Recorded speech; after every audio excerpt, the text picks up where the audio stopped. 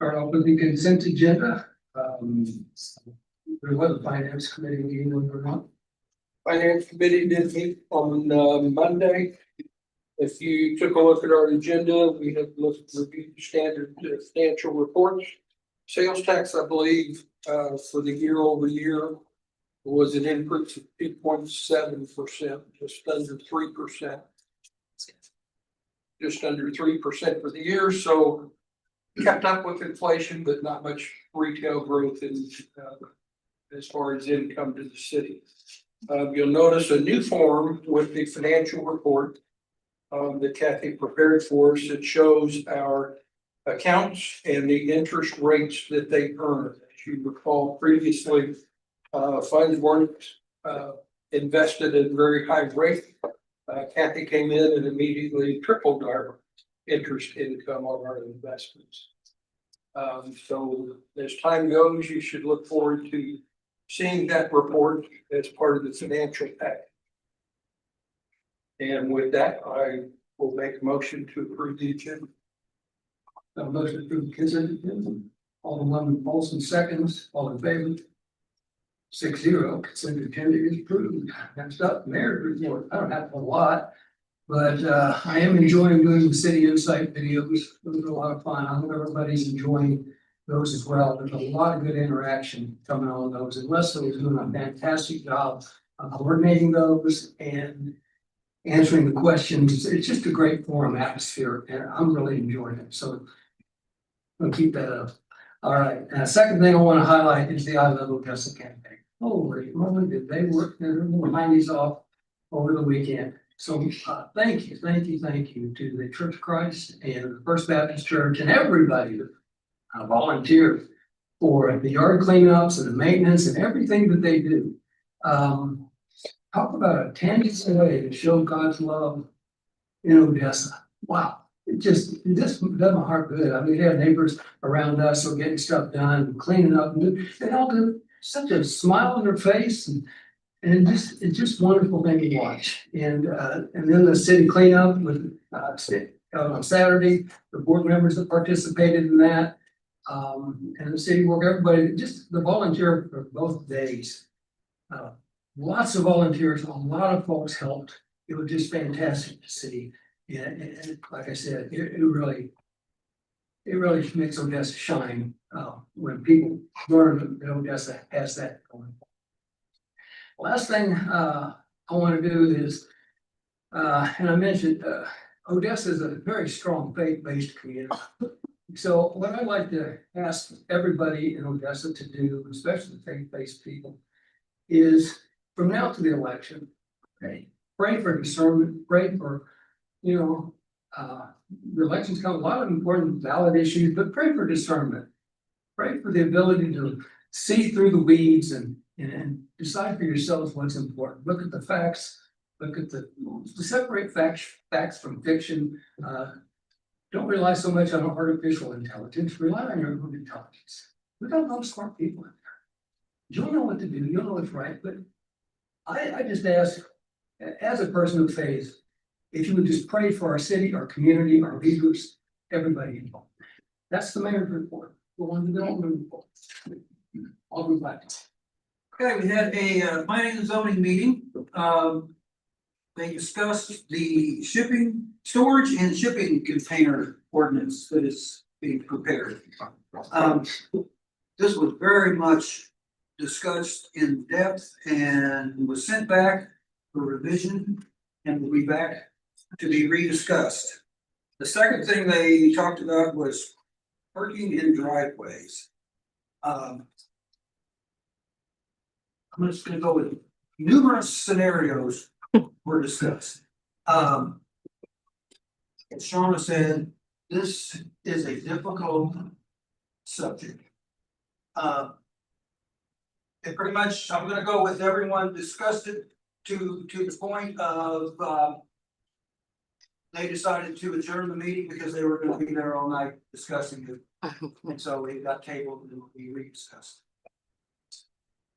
So the other thing I would like to say is vote.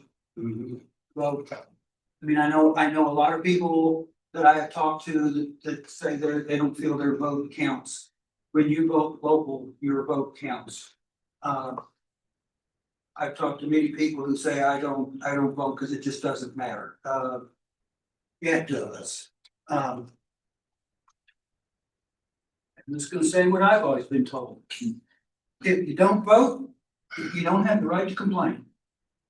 When I was 18, I did two things. I signed up for the draft and I registered to vote. And I got complaining down to an art.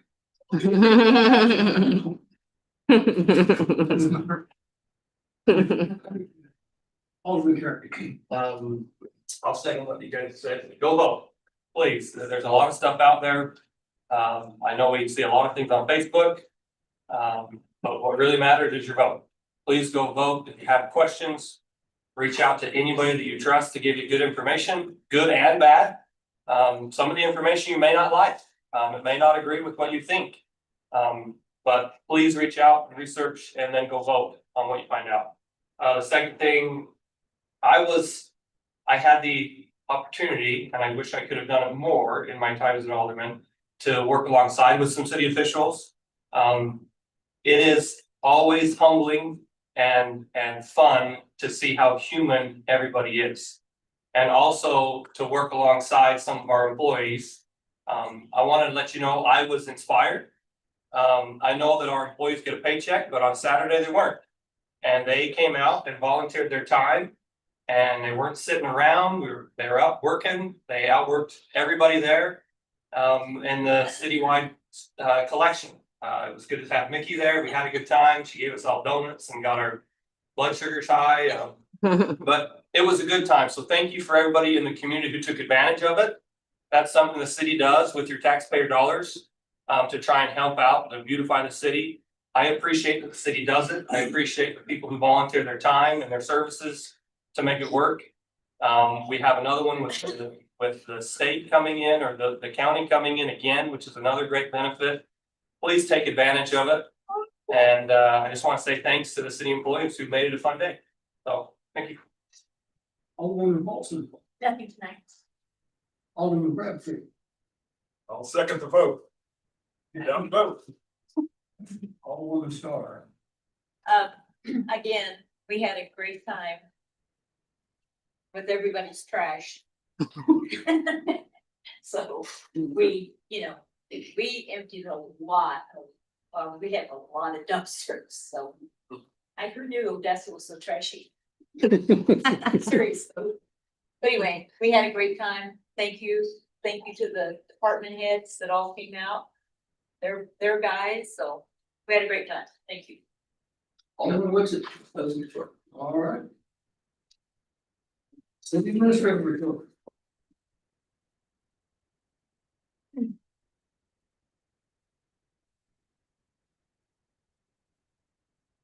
Good evening, Mayor, Board of Aldermen.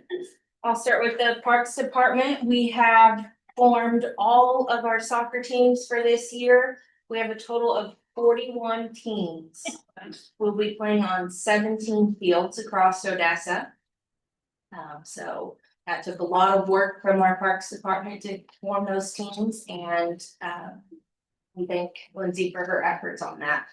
The pool season is approaching, so we're in preparation for that.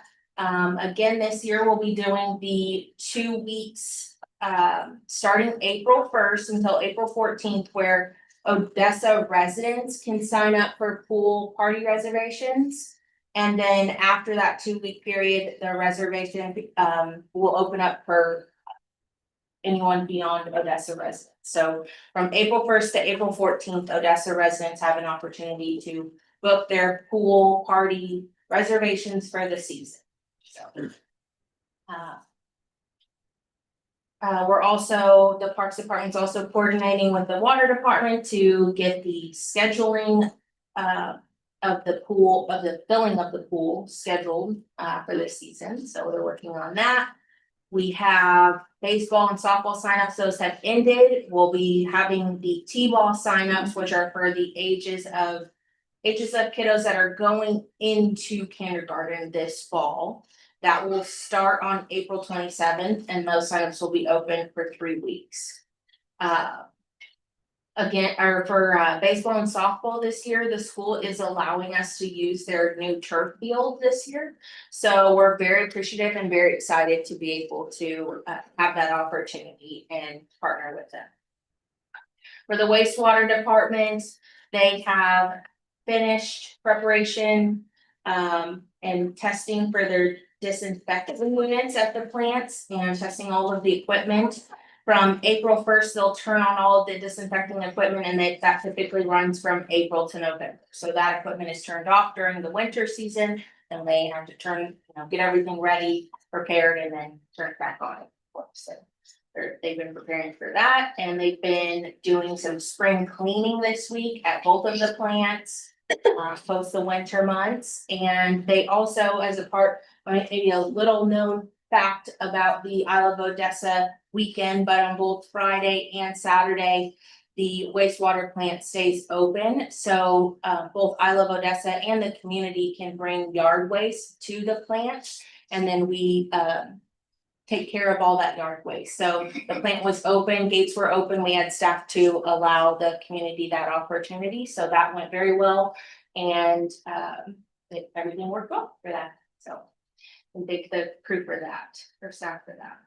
For the finance department, Kathy's been finalizing the budget, finalizing the audit, preparing for the next audit that is going to be beginning their field work in June, and then working on the ECA refund project we have.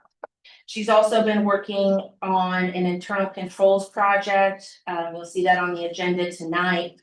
And then she's also created with our AP clerk a bid form for all of our purchases with our new purchasing policy. She's created a bid form for all of our departments to use, that for any purchases between $10,000 and $49,999, they can use that form to help kind of work through the purchasing policy and document what format was used for the purchasing of each item outside of formal bid processes. So she also taught at the Student Development Day.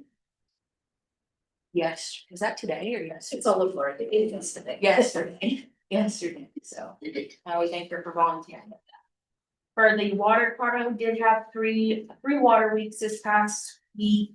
3 water leaks this past week. 2 of those were services and 1 was a water main break. So they were able to get those completed and just have a little bit of yard work that's needed to go back and repair. And then Darren's crew, as a part of preparation for the sidewalk project, they were able to move the benches and trash cans for the first quadrant of the sidewalk project. And then they will, as we progress through the different phases, they'll move those. All of the benches and trash cans are all being moved to the reservoir. So it's been years and years that the reservoir has not had any form of trash cans, which leads to littering and some blight, if you will, at the reservoir. So we're excited to see what the impact will look like of actually having trash cans at the reservoir. And we're kind of up purposing those benches and trash cans to that other location. So we're excited to see how that goes. For communications, Leslie's been working on many Facebook posts and replying to comments and questions, working to educate people on the different projects that we have going on, the different insight videos that we've been posting, and the different tax initiatives that we have. So that's been a lofty task for her. She's done a lot. She's done a great job. We're also in a window where the preparation to April 7th and the sidewalk project are now overlapping. So her work is kind of doubling, if you will, with communicating to the downtown businesses, communicating to the public about the sidewalk project, and then also keeping everyone informed and educated on the tax initiatives that we have on the ballot for April 7th. And then that also leads me to just the announcement. We'll be posting on social media this week, if not this week we'll be posting on social media that the official start date for the sidewalk project is March 30th, which is Monday. So they'll be starting on the southeast quadrant of downtown. So along Second Street and then on Mason up to the alley on Mason. So the southeast quadrant. So their goal is to try to get as much of Second Street accomplished before puddle jumpers. So we're very excited to finally get that project under construction.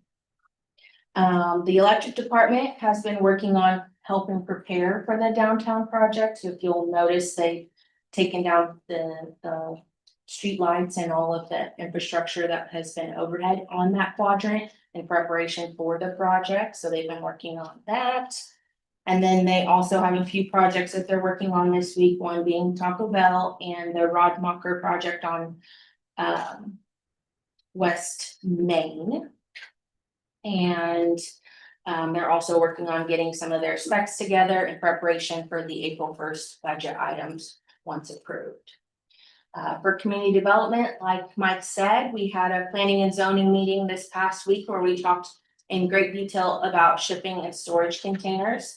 I promise you that when the shipping and storage container ordinance comes to you all, it will be well thought through and well vetted before you see it. So a lot of time and effort has gone into it already, and we're not done yet. So there'll be a lot of time and effort and work that has gone into it from our volunteers on the Planning and Zoning Commission.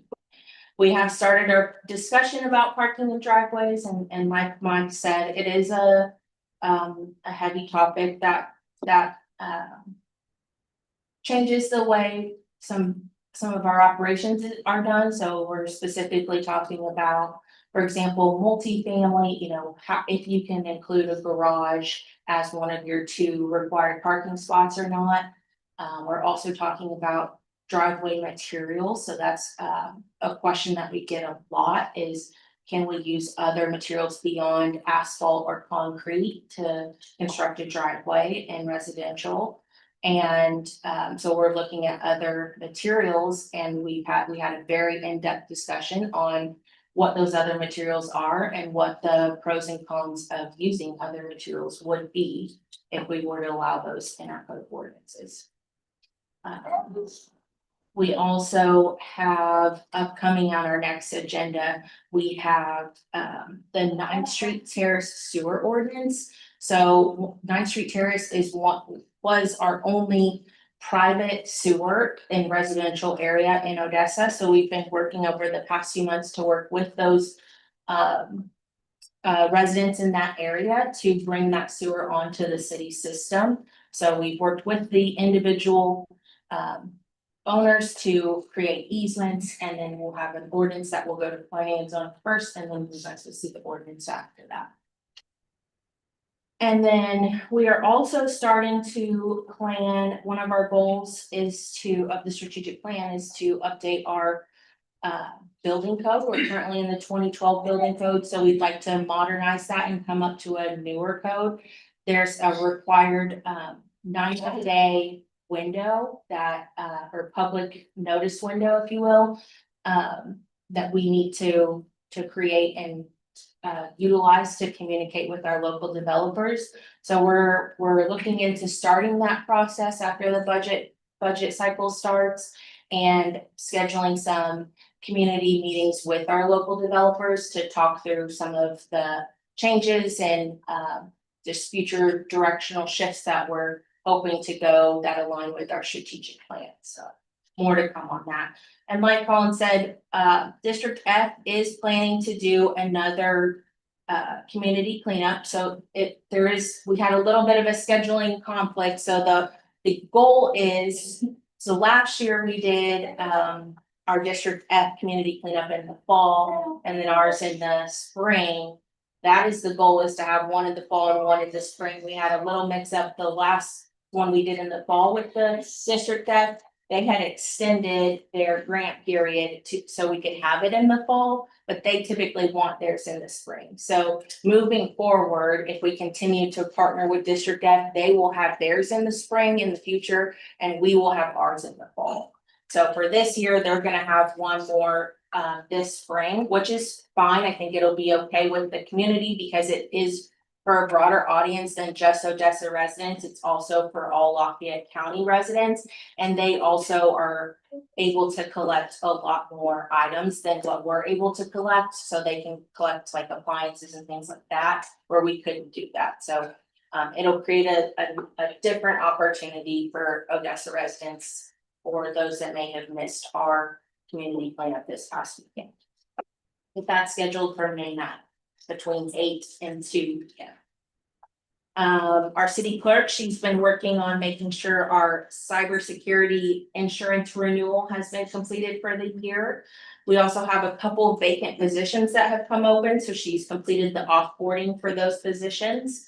She's also preparing for the HSA deposits that'll be given to those of our employees that are opted into that insurance plan, the high deductible plan in July.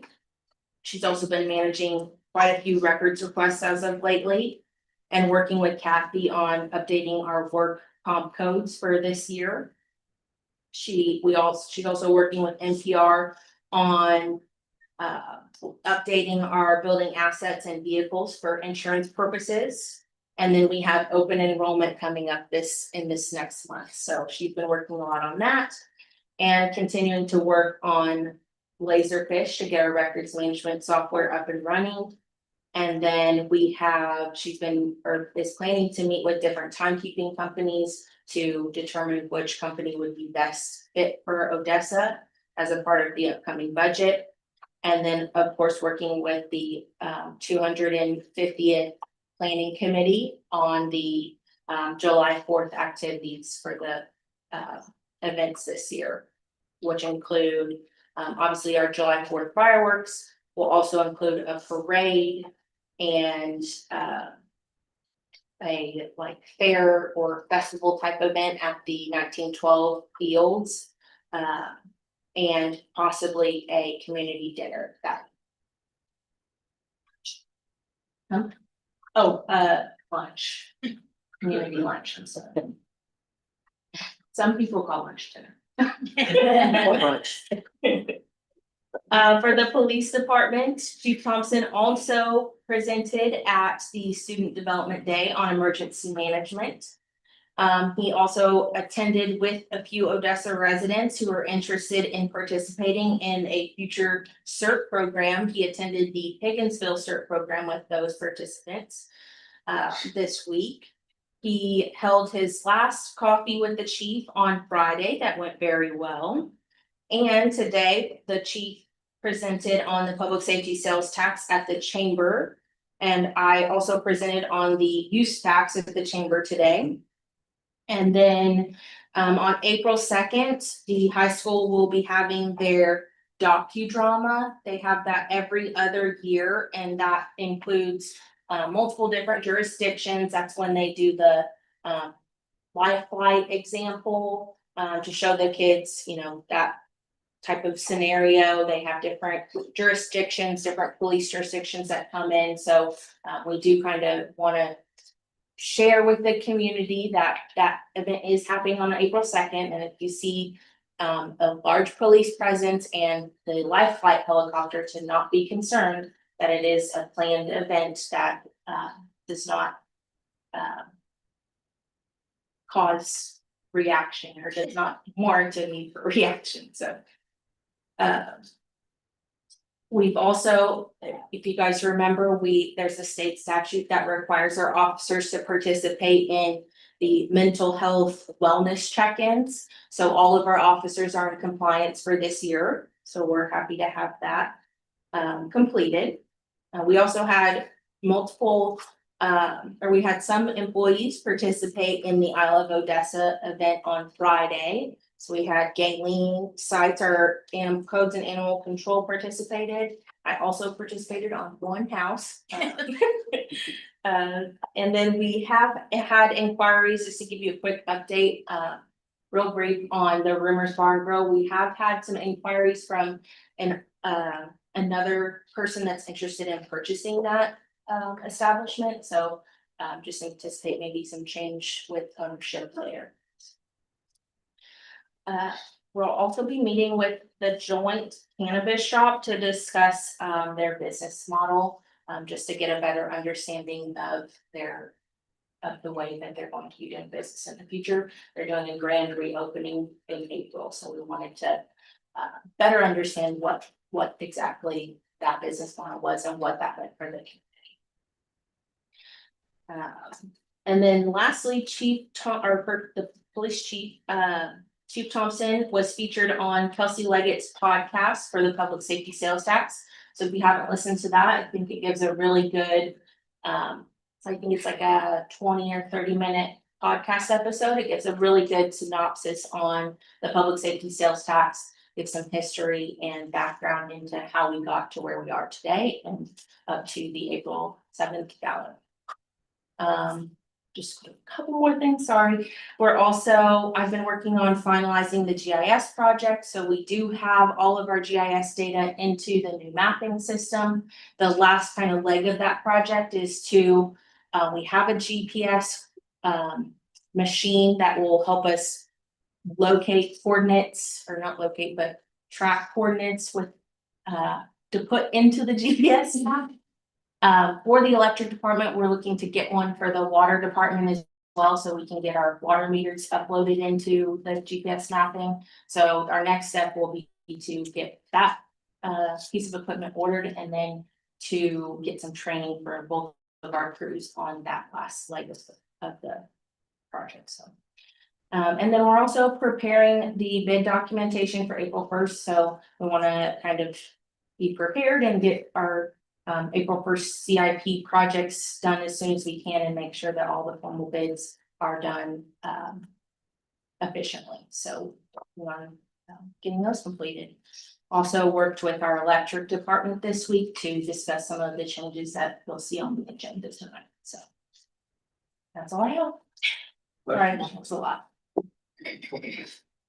Well done. Thank you very much. Yes, Alderman I'll Black. make a motion to amend the agenda for the use of flight advance fireworks. Have a motion to amend the agenda for a fireworks special event permit application to be approved. I have a second. Second from Alderman Sutton.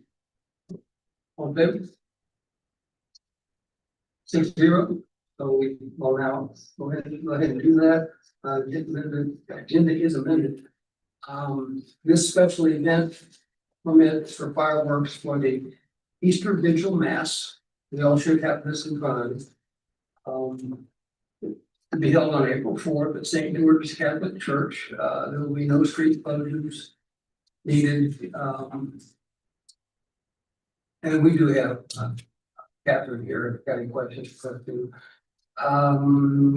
What else? Fireworks on April 4th, 2026, after Easter Vigil Mass. We'll have a licensed shooter and fire department on site. It will be a 15 to 20-minute display after the mass. Does anybody have any questions to discuss this?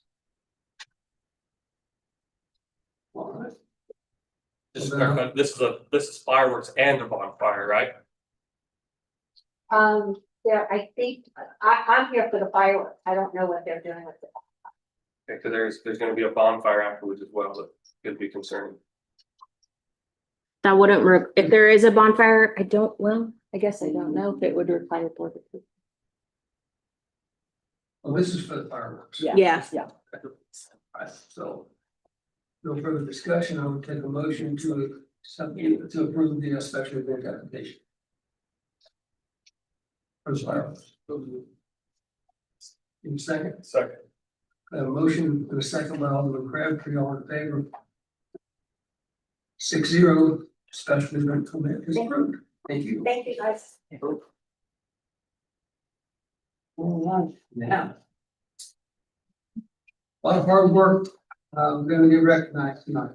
We have a presentation, this is the recognition of 45th American MRCC for achieving the Missouri Registered City Clerk designation. This, we have here to present this to her, Erin Ford, City Clerk of Blue Springs, on behalf of the Missouri City Clerks and Finance Officers Association. Thank you, Mayor and Board of Aldermen. My name is Jody Schneider. I'm the city clerk for the city of Warrenburg. This is Erin Ford, City Clerk for the city of Blue Springs.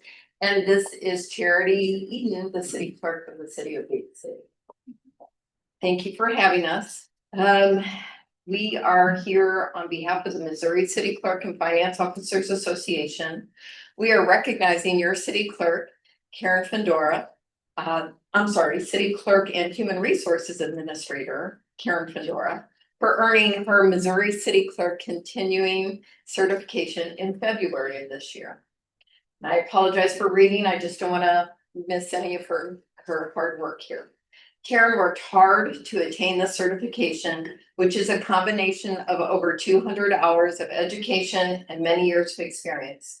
She values continuing education and its positive impact on her career as a city clerk. Karen is to be commended for her perseverance in achieving this goal. Karen is an experienced municipal professional with more than 20 years of service in local government.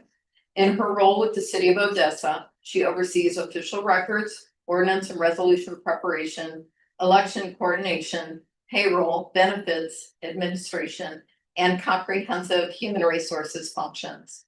Karen is an active member of the International Institute of Municipal Clerks and has served in multiple leadership roles within the Western Division City Clerks of Missouri City Clerk and Finance Officers Association, including her role as Vice President, Membership and Education Chair. She's a certified loggers administrator, graduate of Missouri Municipal League's Missouri Governance Institute, a certified mental health first aider, and a notary public. Acting with Erin. I had the pleasure of working with Karen during her time in the city of Blue Springs, where she was an important part of the city development department. Not only did Karen support executive leadership along with multiple boards and commissions, but she was a go-to person known for her positive attitude and breadth of knowledge. Her previous municipal background also includes service in Green Valley and Port St. Lucie, Florida. Karen describes herself as passionate about ethical governance, professional development, and strengthening local government service. Karen was born and raised in Odessa and moved to Florida in her sophomore year. Karen is excited to have the opportunity to give back to the city where she was raised. Please join me in recognizing Karen Fendora for the hard-earned achievement of her MRCC continuing certification and as she continues her commitment to lifelong learning in her career. Congratulations, Karen.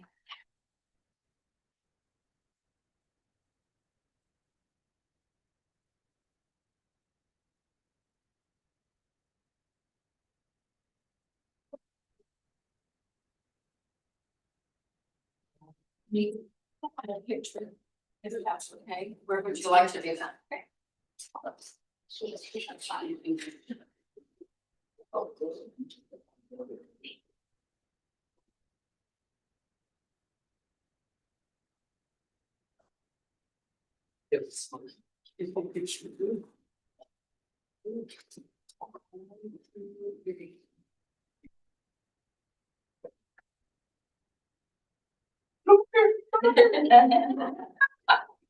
Thank you all for having us. Don't read the chill. Don't leave this way.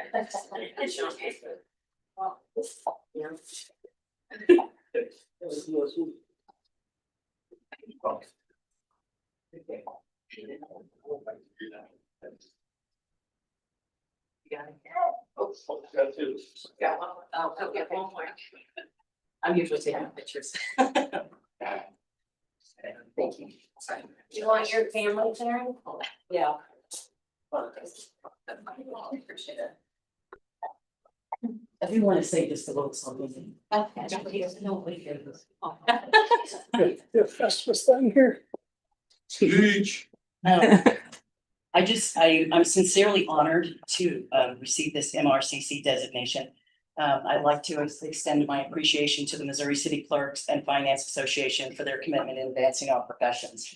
It's a great community. It's a great sister and brotherhood.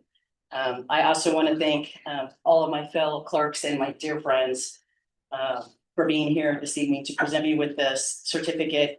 I'm truly thankful for the support and encouragement that I've received from Mayor Varner, from each one of the board members, to my city administrator, Shauna, and pursuing my professional development, because you all know how much this means to me, and I appreciate the support. Greatly appreciate that. I also wanted to say, I feel like I'm winning an award or something. My family, because, you know, I've spent so many hours in training and days away from them, and I just want to tell them all that I love you guys dearly and thank you for that. It is my honor to serve the city of Odessa. I was born and raised here. I want to see this community thrive and grow. I remain dedicated to fulfilling the responsibilities of this office with integrity, professionalism, and devotion, as do every single one of the city employees that work for the city of Odessa. So I am very proud to receive this, and I'm very proud to work for the city. Thank you.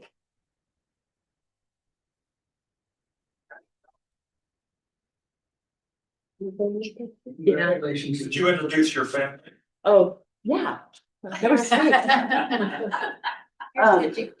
This is my daughter and Amanda Findora, her husband Seth, and that's our grandson Graham. Wallace is my soon-to-be son-in-law, Wallace Harper. Heather Martin, and Casey's sleeping. This is my other grandbaby, and Ava Smith. And then here's my husband, Don Findora. So yeah, that's my family. So if you don't mind, can I get one picture with them and then? Please do. Okay. You must see this. All right.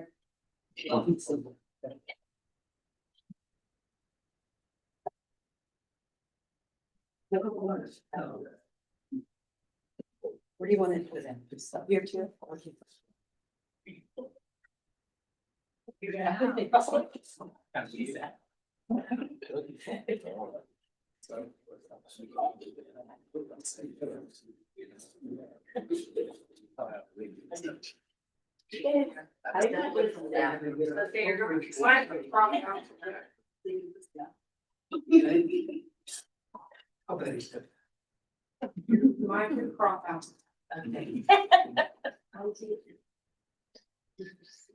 Thank you.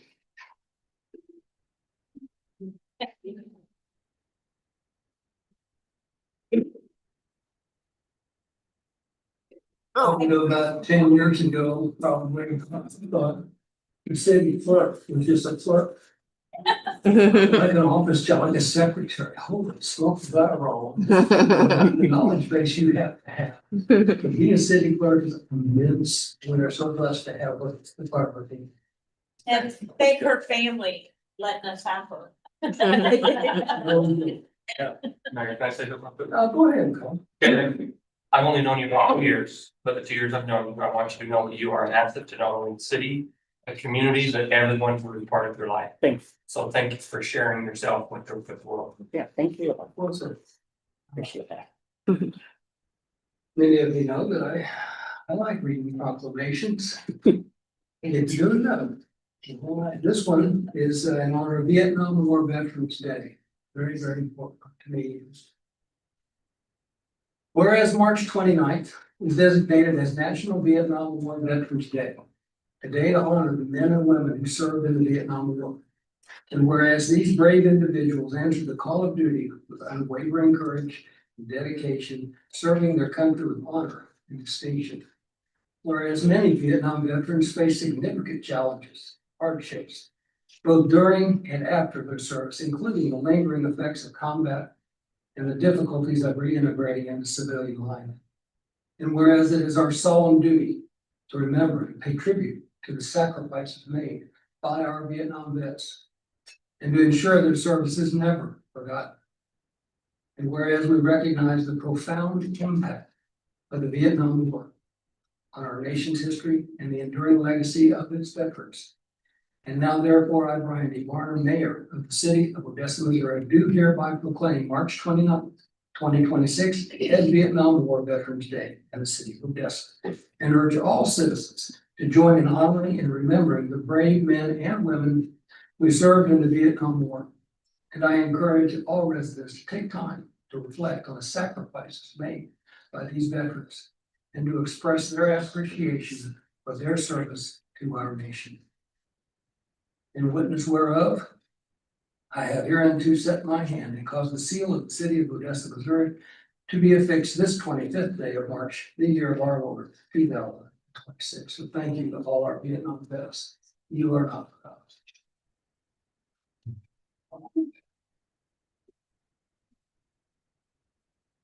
Next, we have a public hearing.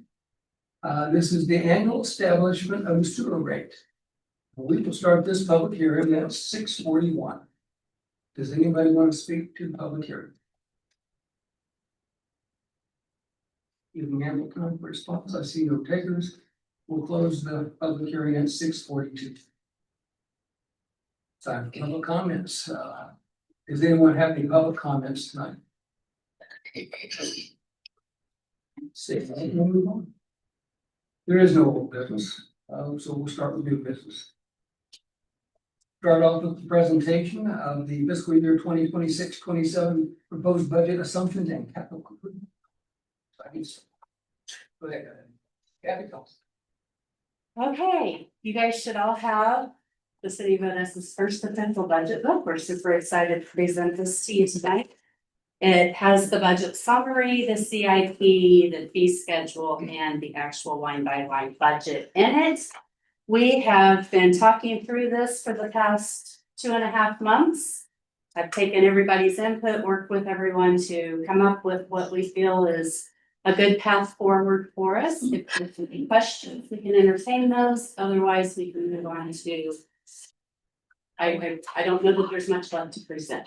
On through the thing.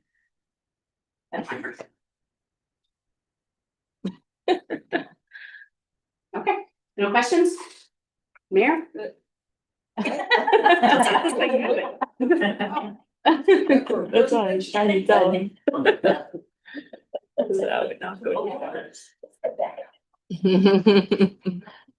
Say. That's what I was trying to say. I was like, "Ooh." Okay. Any discussion? All right, next up, we do have a resolution, proposed resolution. Hold on. We're back there. All right. Next up, resolution, proposed resolution number 2026-10, adopting the capital improvement plan for the fiscal year 2026, 2027 to 2030, 2031. I would take a motion to approve the resolution. I make a motion to approve the resolution number 2026-10 capital improvement plan. Alderman Stark seconds. All right, a motion and a second. All in favor? Is there any discussion? Anybody have any discussion? All in favor, 6-0. All right, resolution carries. All right. Next up, notice resolution number 2026-11, approving and adopting the fiscal year 2026-2027 City of Odessa fee schedule. I would take a motion to approve. That discussion.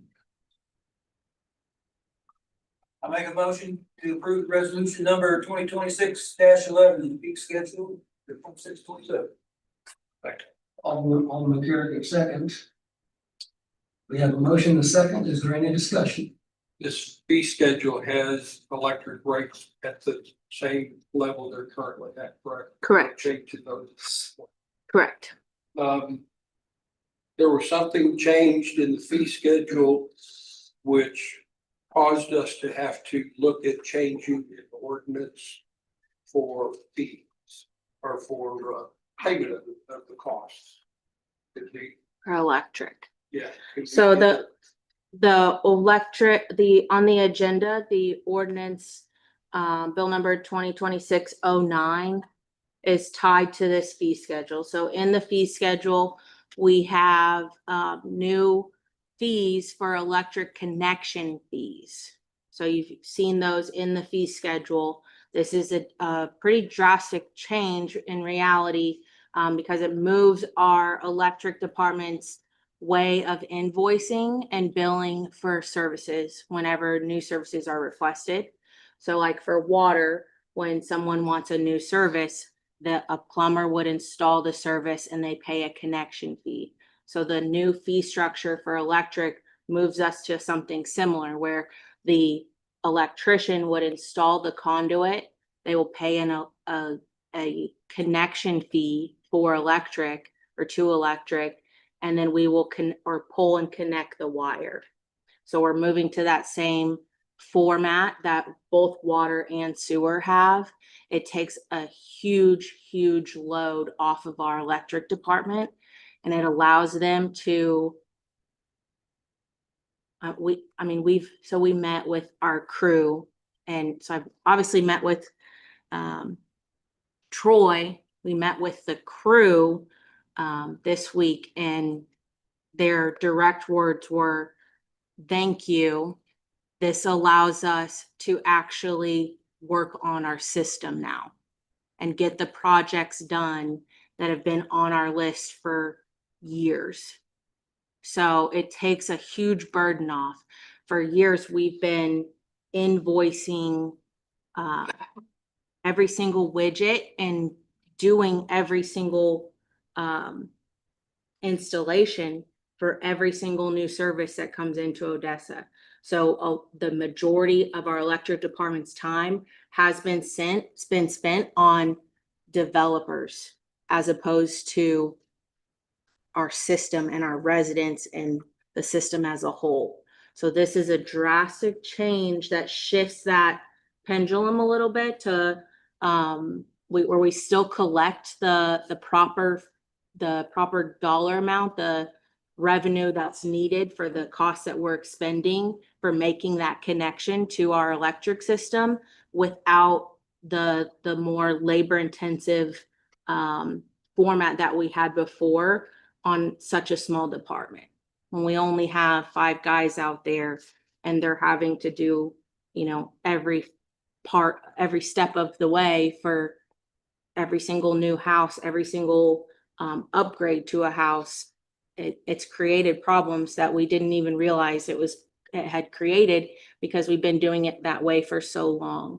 So this is a really huge benefit to the way we do business. And after deep diving into it, it's the way that most other municipal owned electric departments operate. No other departments operate this way, and even in the private sector. So that was one of the things the guys mentioned too and commented on was where developers have said like they expect it. They expect that they would have to do the installation, and they're shocked when they don't. So they're anticipating this. They've been anticipating this change from the city of Odessa, and now we're here. Now we're making the change. So cost wise, the cost of residential extensions and what have you, if we pass the fees and don't pass the ordinance, what's happens? Because your fees are dependent on what's in the new proposed ordinance. And you and I have discussed it, that there's a piece in the new ordinance where basically the city is paying the cost of extensions and what have you to provide service to new developments. That cost can be covered in the developer's agreement, but previous to this change, the developers had to pay it, right? Correct. So the way our ordinance read before and really our fee schedule read before was just that the developer or whatever the service request was that we would charge 100% of the cost of materials. So that's where the invoicing problems came from, where our department was having to itemize every widget used on every project per down to the foot, and then give that to Jenny, and then she has to create an invoice, and that goes to the developer, to the applicant. But the way our ordinance and the way our fee schedule worked before is that it was 100% of the cost, whether that was for a development or whether that was for a small service upgrade to an existing home in Odessa. So if we don't pass this tonight, it would stay in that same format. And the way that this new ordinance reads too is that it would now require a developer's agreement for residential. And we don't have anything that says that in our ordinance now. And that's where we've gotten into some problems in the past where we have had developments go through without a developer's agreement. And then these things are kind of left to the gray of the city code and not properly addressed, and it leaves room for interpretation. The developer agreement allows us to sit down, work out the details of the development and come to terms with that developer, and have everything sorted with our attorneys and their attorneys before construction can begin. So this new ordinance will require a developer's agreement for electric at minimum, no matter what. And those developers' agreements are all required to be approved by the board of Aldermen. All required to be approved by the Board of Aldermen because it is a contract and all contracts go to the board. So if we pass the fee schedule, we're really pretty much obligated to pass it. Correct. So, If either one failed, we'd have to go back to the drawing board and find another solution at our next meeting. So, question, what is the tool in the new proposal that we're using to make sure that, one, we're not overcharging developers for supplies, but we're also not undercharging? Yep, If so we're not line itemizing things, what's in the fee schedule, Kathy's done a very detailed analysis of what we've charged on projects. So she's pulled all of our invoicing data, all of our project data, looked at all of our residential projects, looked at all of our service projects, looked at commercial, and all of these different scenarios, and then averaged them out and chose connection fees based off of what would be, the median or mid-range of what we're typically charging for these. But as for the developers, I'll wait till we get to the ordinance, but you have a revised draft in front of you that we can talk about. There was a reference to a 5-year cost recovery revenue recovery. We've taken that out just to be a little bit more, yes, so we'll get to that though when we get to the ordinance. that the only thing. There was one other one. The other change was they're kind of, I would chalk them up to Scribner's errors, but one under 662, number 3, this section prior to read as if the city of Odessa was doing all the work. So there was one line I had missed in blue. Anything I changed from what was in the ordinance or in the agenda before till now is in blue now. So that was left in there. So it referenced whenever we were doing all of the work as opposed to the customer doing all of the work, or doing a portion of the work. I won't say all. So I just took that out because it didn't make sense. And then one thing that our crew pointed out that I didn't point out or didn't notice, everything in black is from the original ordinance. Everything in red, we either added or struck through. So there was a comment on 663B from our original ordinance for primary underground, that primary underground is allowed to be direct buried. So when we sat down with the crew, they explained what direct buried meant. And I realized very quickly, we do not want our customers in Odessa direct burying any primary lines. We want all of our primary lines to be in conduit. So that needed to be revised before your review of this ordinance. We couldn't have that go through without being revised. That would be, yeah, very detrimental. We talk about primary, or are we talking about the transformer meters that we're talking about?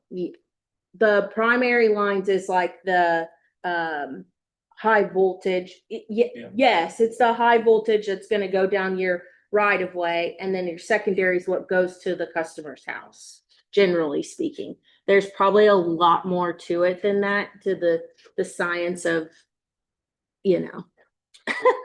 We're saying that they can install conduit, but we're gonna push the wire. Correct. Yeah. If you put it that way, there's no way to push wire through dirt. Exactly. So the, yeah. if they have Well, a it would have been, choice, it would have been, Yeah, it would have been, that means we're doing the work again. it would have basically It said, nullifies. that would have basically said that that the conduit was optional for primary. We don't want it option, we want conduits. To be running through it. It's significantly more safe for the community as a whole to have wire in conduit. So we're big. Yes. Yes. Further discussion? Seeing none, let's vote. All in favor? This is for the fee schedule, just Fee for schedule. For the clarity. fee scale. Okay, 6-0, resolution carries. All right, next up. Introduction and readings of bill number 2026-08, a proposed ordinance adopting and approving the city's annual budget for the fiscal year 2026-2027 and appropriating funds accordingly. Take a motion to approve the first reading of the bill. Make a motion to approve first reading of bill number 2026-08. Consideration and adoption of final budget for FY 27. Alderman Blackley seconds. All in favor of the first reading? 6-0, discussion. Section 4, I mean, it doesn't have anything to do with the budget, but section 4 on the ordinance document. What does the city attorney do with our budget? How does it read? That the mayor, city clerk, and city attorney are hereby authorized to take all the actions necessary. I don't know. Is that normal? It's the end of this, he does come back and ask for it again later. He's saying, is it normal for the city attorney to be listed in that list of people? Yeah. Okay. Do you have an answer as to why? Well, if there's a mistake or something we need to correct, or if we need to file something, you know, it's a backup. We put it in there to keep us trying to come back later to ask for additional authority if we need to file a correction or make a filing, that sort of thing. So if we're in a legal bind, they can help us. Generally, I don't anticipate us having done it in the past much, but it's just something we've included in there. If you want to leave it out, you can leave it out. We just have to come back to you, which if there's something we have to do later, which would then incur a 2-week delay waiting for authority to act. But you can't do anything independent of the mayor or the city clerk. The way this reads, the city attorney can do something with the budget on their own. Well, I think it gives us the authority to, if we're directed to, without having to come back to the council for additional authority. Execution of documents, that would also include signing approved as to form, which a lot of times attorneys may have to sign an approved as to form on a budget. If there's a required signature on a document from the state that requires us to sign on behalf of the city, it keeps us from having to come back and wait 2 weeks to put it on a docket and come back Have you ever here. had to sign something on behalf of the city? I have not for this city, but then I'm one of 2 city attorneys here. I routinely sign things for other cities. Okay, I'm just curious, I'd never noticed that before. Does it say it on all of them or just the budget? All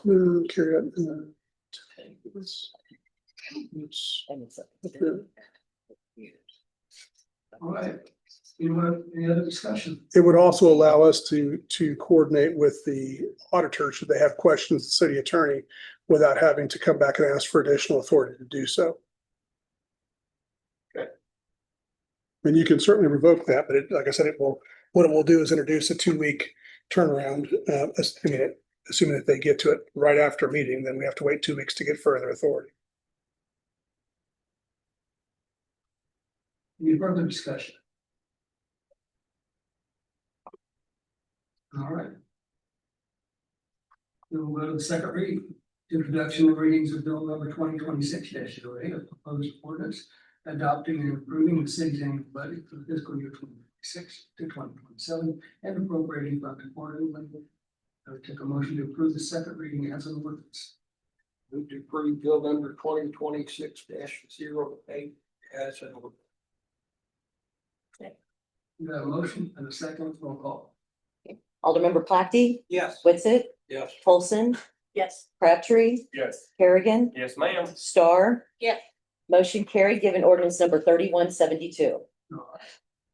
Another motion, another bill, introduction and readings of bill number 2026-09, amending section 48-661 to 48-667 of city code of the city of Odessa regarding service connections and extensions. I would take a motion to approve the first reading. Make a motion to approve the first reading of bill number 2026-09. Consideration of adoption of electric service connections and extensions. I'll second. We got a motion and a second, all in favor of the first reading, 6-0, discussion.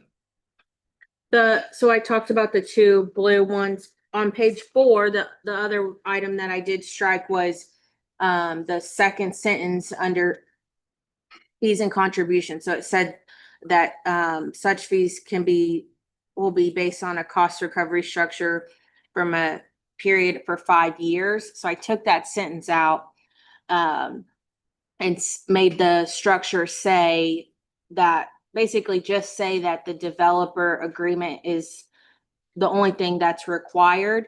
This gives us a little bit more autonomy and gives us the ability, because you guys are going to be agreeing or approving the developer's agreement. It gives us, Kathy and I, in reality, that cost recovery model and format is a form of an incentive in a way when it comes to development. So when we bring you that developer's agreement, we can bring you the numbers at that time too, to show you exactly what cost recovery structure we used and show you what we anticipate the city and the electric department to recover from the development project.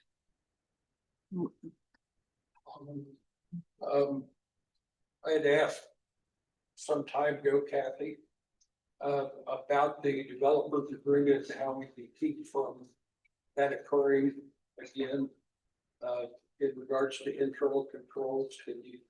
Cleaning up this ordinance is the first big step in that. Saying that we do have to require the development agreement and that's gonna be negotiated and approved by you guys, by the developer, that everybody's on the same page.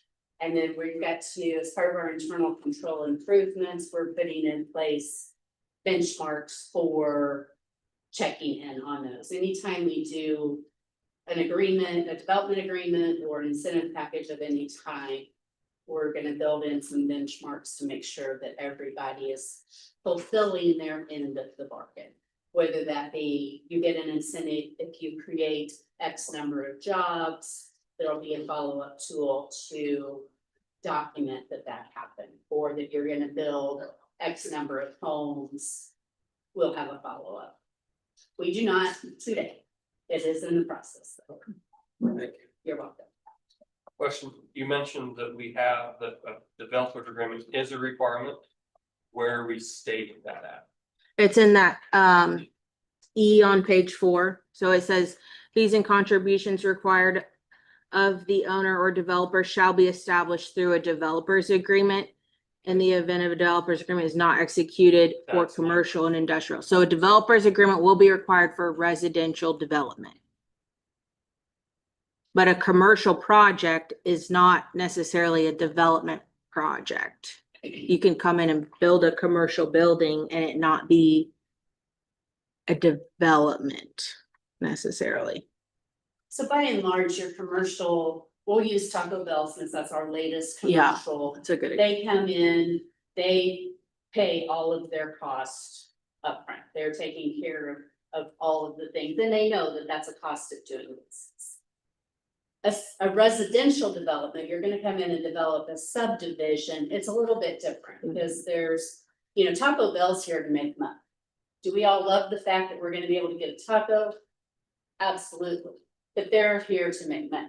Residential development, that impacts the community in a different capacity than a commercial development does. But they're still there to make money. They They are, wouldn't develop. they are there to make money, but it's also, there's some benefit to our system. We're gonna take Kenny's wastewater, for instance, it needs more capacity to function at a higher level. 100 new homes helps that. And we're That's still a- collecting on commercial. It's not like we're not collecting. It's just that now with commercial, you are required, no matter what, you have to pay the commercial connection fee. And that's it. We're gonna recover the costs on your commercial connection fee. Understanding that now, I think it would be clarifying for those. If it said fees and contributions required of the owner for all residential developments, because that's what Okay. you said. Yep, that's It what, doesn't clarify that, hey, Sure. this is all residential has to have one no matter what. yes, It just says everything has to have it, but then if you don't have to have it, I understand. so that's where it was confusing. Who has to have it? Where did we say it? Where Yep, did we say who's exempted from it? So okay. We can do that. that would clarify.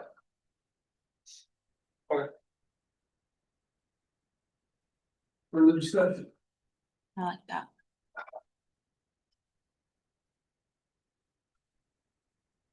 All right, now when we do the second reading of the ordinance, do we need to say it with revisions? Yes, as amended or.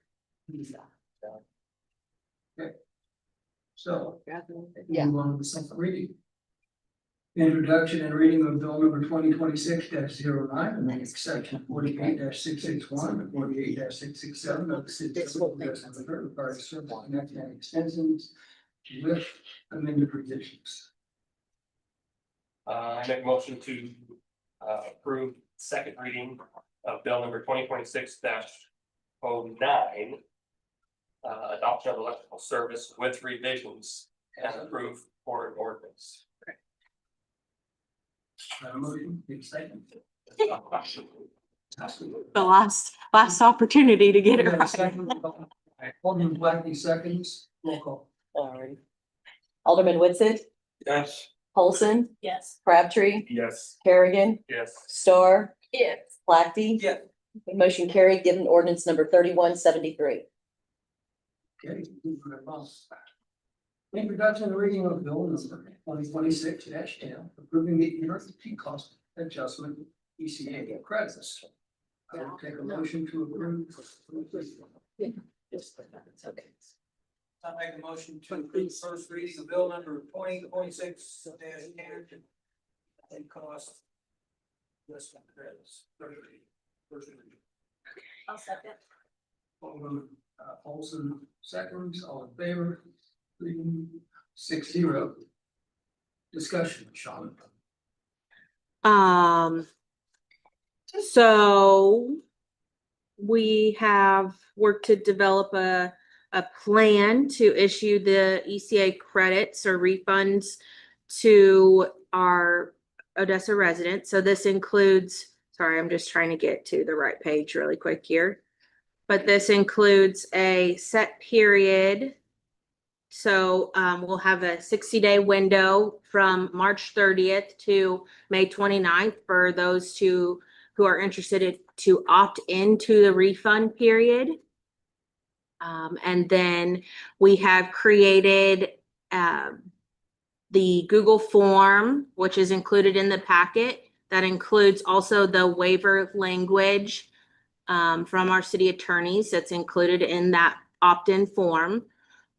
There's a few different caveats to filling out the form. You know, we have to have your account number. We're going to utilize the information provided by the person submitting to run that with our account billing information to confirm their credit amount, dollar amount information.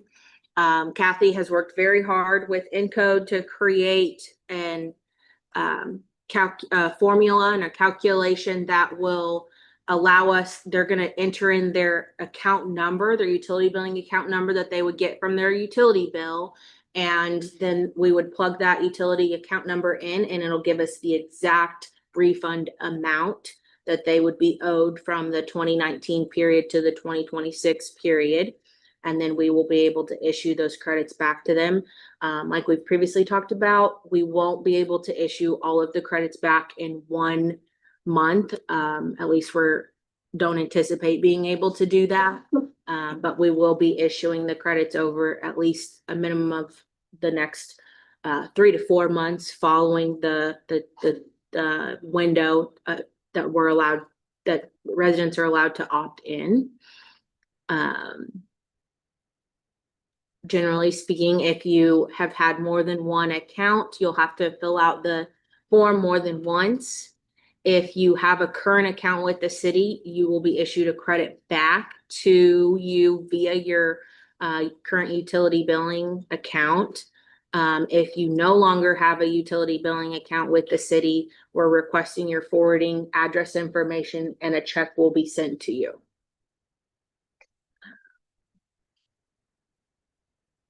I think that generally covers everything. So if they elect a refund, I believe it said it would all be applied to one bill. Correct. It's just that we may require longer time to get through all of the refunds. Correct. Correct, yes. And if they owe city money. then they have Yes. a balance due, it'll be collected from that. Correct. What about the residual after people apply for their refundable check? Well, I'm sorry. The residual, the money that's left after those that apply for the refund or check? I think that's up for the board to discuss. We had kind of talked about this in the finance committee meeting. The question was raised and we reached out to our attorneys. Lindsay provided some background information. The question was if not everyone applies for the credit and there's a remaining dollar figure of the total amount that we've marked as our liability with our city auditors. What do we do with that remaining amount? Does it stay with the city? Does it go to the Unclaimed funds. unclaimed funds? I don't want to keep forgetting that. The unclaimed property with the state of Missouri. According to our attorneys, that because this Board of Aldermen has voluntarily opted to refund this back to our residents, and we're not required per any other jurisdiction or commission, or no one is making us refund this. There's nothing legally binding us to be required to send that to the unclaimed property. So it would be the decision of the board if you all want staff to send the remaining amount to unclaimed property. Do you want me to address that? Yes, sure. And the thing to remember here is that we do not have a case where money was charged that wasn't involved in the transmission and generation of electricity. What we have is a situation where the ordinance was not provided by the electrical experts in such a way as to recover all of the costs of loss of transmission. Those losses were incurred by the city, and they're losses that every electrical utility incurs. It's simply because we didn't have the proper language in our ordinance. It is argued that we were unable to charge those losses. The city already incurred those losses. So at this point, since we have not, our position is we're not admitting liability. We are providing a customer service transaction here so that the monies are not identifiable or admitted to be due. They're being offered to those who apply. So the balance of any money over the estimates that have been put forward would not be clear funds that were due someone, so they wouldn't go to unclaimed property. If anything, that would be that the city's already lost that money once. If we were to earmark all that money and pay it back or pay it to unclaimed property, we'd be losing it again, which is arguably not a good use of public funds when they're not going to an individual who has sought and requested the refunds that we're talking about here. So the Board of Aldermen is able to do whatever it wants with those numbers, remembering that those are at this point estimates and that no liability has been admitted with regard to that. And we're under no order of any court or other body with any jurisdiction to make the refunds because those are losses that the city did incur with the transmission and operation of its electrical system, which should have been recovered and would have been recovered properly had we had the right language from the electrical expert. So are we legally prohibited from sending it to the state treasurer's unclaimed fund? I don't think it meets the criterion for being individual identifiable monies due because it requires them to make a claim on it. And then we're basically settling a claim where neither side admits liability. You certainly can do that. I don't know that, I mean, it's your choice to do that. I don't know that it meets the criterion of public benefit with the money, but I don't think that if you vote as a body to go ahead and do that, that anyone would have the standing to say that that was an improper use of public funds. But remember, you are taking that money away from other public uses, and that money that was charged was money that the city already lost in the generation of electricity, which was borne by every ratepayer. So if you It was in the city's own use of electricity and the line loss that's inherent in transmission of electricity. and all those are costs which are typically almost without fail anywhere else borne properly by all of the ratepayers equally. And so it is a real loss as opposed to a. To me, the fact that we're partially refunding the money or sending checks. Mhm.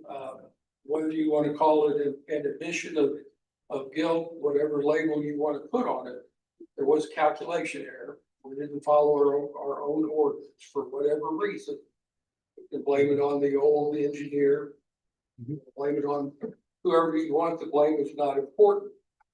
But we're refunding it to one group of people and telling other people just because you didn't fill out the paper, you'll never get that money.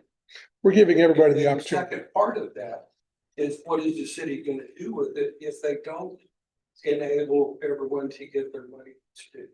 Recoup the loss of public funds, which were incurred in the line losses, which should legitimately have been recovered at the time of generation. Keep it in the surplus, spend it on other city things. So that's the choice we're making, is either refund it to people or keep it within the city budget and spend it on other things. But the spending it on other things would be spending it on the electric system. Yeah. But not, it wouldn't just be spent on anything. It would be spent and reinvested in the electric system. And it's already been it's already been collected and spent. So it's what we're doing is we're taking from future rates and other things to pay back monies that were previously spent. So, I mean, again, you are able to do whichever of those you want to do. I just can't in good conscience agree wholeheartedly with your characterization of it. There are several ways to characterize this. And I just want to be clear that this is money that was lost and should probably have been collected except for an error. We can disagree as to what the error was, but we're not talking about a case where money was collected that wasn't a loss. It's different than if we didn't suffer a line loss of public funds and collected it anyway. That's the legal distinction there. We have sufficient funds, don't we, Kathy, to pay the full amount of the overcharges? We do. And we have sufficient funds to loan the money to ourselves for the sidewalk project. We have those available. And we have almost 50% surplus available or reserves available after payment of all of those. But the So question money comes hasn't down, been spent. Yeah, that's what I'm confused about. The loss, we didn't lose any money. Line Money's losses sitting are there in the losses. account. Well, line losses are line losses. We paid for. We didn't have more line losses because we over collected. No, but what we should have collected for the line losses and we did, and now we're saying because an error was made in the drafting of the ordinance, we're going to give back that money, which should have been collected from all ratepayers to cover the losses. Some So cities collect for that line loss, some cities don't. Our current engineers and the previous engineer who we've talked about both said that this is a typical, this is what you should recover because it is a cost borne by all ratepayers for generational electricity. I suppose if you had a big cash surplus, you could decide to not do that, but our obligation is to recover the public funds and protect the public's interest. That is part of the cost of service. Which should be That's borne equal. included in the base rate. Well, except that most places separately collect for that. And again, you are able to We do do whichever too. one you want on that. But I just make the distinction, we charged people for losses that weren't incurred. They were charged for losses that actually incurred, and now we're choosing to give some back to them because of errors that occurred other places. So I guess I'm confused with the losses that occur. Are you trying to say the losses because we don't charge enough for our operating costs? no, Or are you saying losses that occurred because when we collected the bill, we still paid our bill. We didn't incur any losses. The line loss didn't go up. We just over collected and that money's sitting in the account. So to say we lost money and if we I give think it back, that- we lose it again. line loss. That's- You pay for a kilowatt hour, you get, But we 0.98. paid for that line loss in their bill. we did, and now Yeah. we're paying them again for it. We're paying the Yeah, people back because what they was collected. overpaid. We collected twice. Yeah, Only- we collected for the line loss twice. And second in the overcharge. In the meeting that I was in with the current folks, and maybe I'm wrong here, I'm relying upon the representations of electrical experts. We were advised that our ordinance did not allow us to collect for those line losses when it should have. In the So- ECA. Or In the ECA. And that's But where it's collected. It is collected within the base rate. And that's not what I was advised of in those meetings. They represented to us that the ECA was a separate charge that had to be put in there that wasn't properly reflected in the base rates, that the ECA was a separate thing, needed to be separately accounted for because those line losses are not typically accounted for in the base rates. Now, Well, I think what we're getting confused on is the definition of line loss, or what you're saying is line loss. Line loss is different than what the formula is saying loss is. Because Yes. the formula says loss is the fluctuation in our payments to MPUA. So line loss and the formula's definition of loss are two totally different things. Line loss isn't within the system. Loss, according to the ECA, is the fluctuations from one month to the next of the purchase power. and that's not what I'm talking about. I'm talking about the pure physics of the issue where you buy a kilowatt hour at the point of generation, and by the time it gets to you, it's not a kilowatt hour because you have lost friction and all those various things that are required by the laws of physics that we can't exempt ourselves from. Then those are the things that they told us the ECA was supposed to recover for, and then as I understand, are being paid back. Ethically, I have a problem keeping the rest of the money.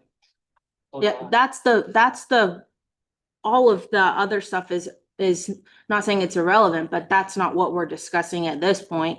The gist of what he's trying to say is that we're not legally obligated to return it to the state unclaimed property, but it's our choice and decision of the board if the board would like to.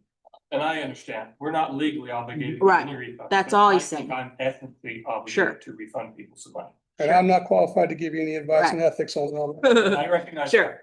I recognize Alderman that. Platt, Are you saying you don't agree with this? I'm sorry, Are you not agreeing with this? I agree with that.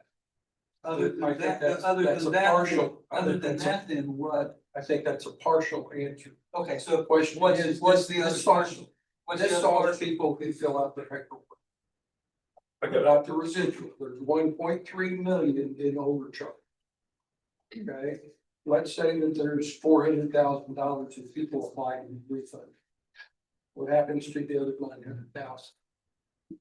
I'm gonna speak just as a citizen, and like, just Please, go ahead. the decision I have to make as a citizen, and I was gonna sit there listening to this, I'm thinking that I'm not gonna. At first, I thought I'm not gonna ask for my money back. It's water under the bridge, and the city could use it, and I trust the city as a citizen. But when you start talking about you're gonna give the money to the unfounded thing in the state of Missouri, I'm thinking like, well, I'm gonna apply for the money then. Right. So, I don't know if that answers anything, but that might tell you how some citizens might be thinking. Cause some might prefer that it be reinvested into the system.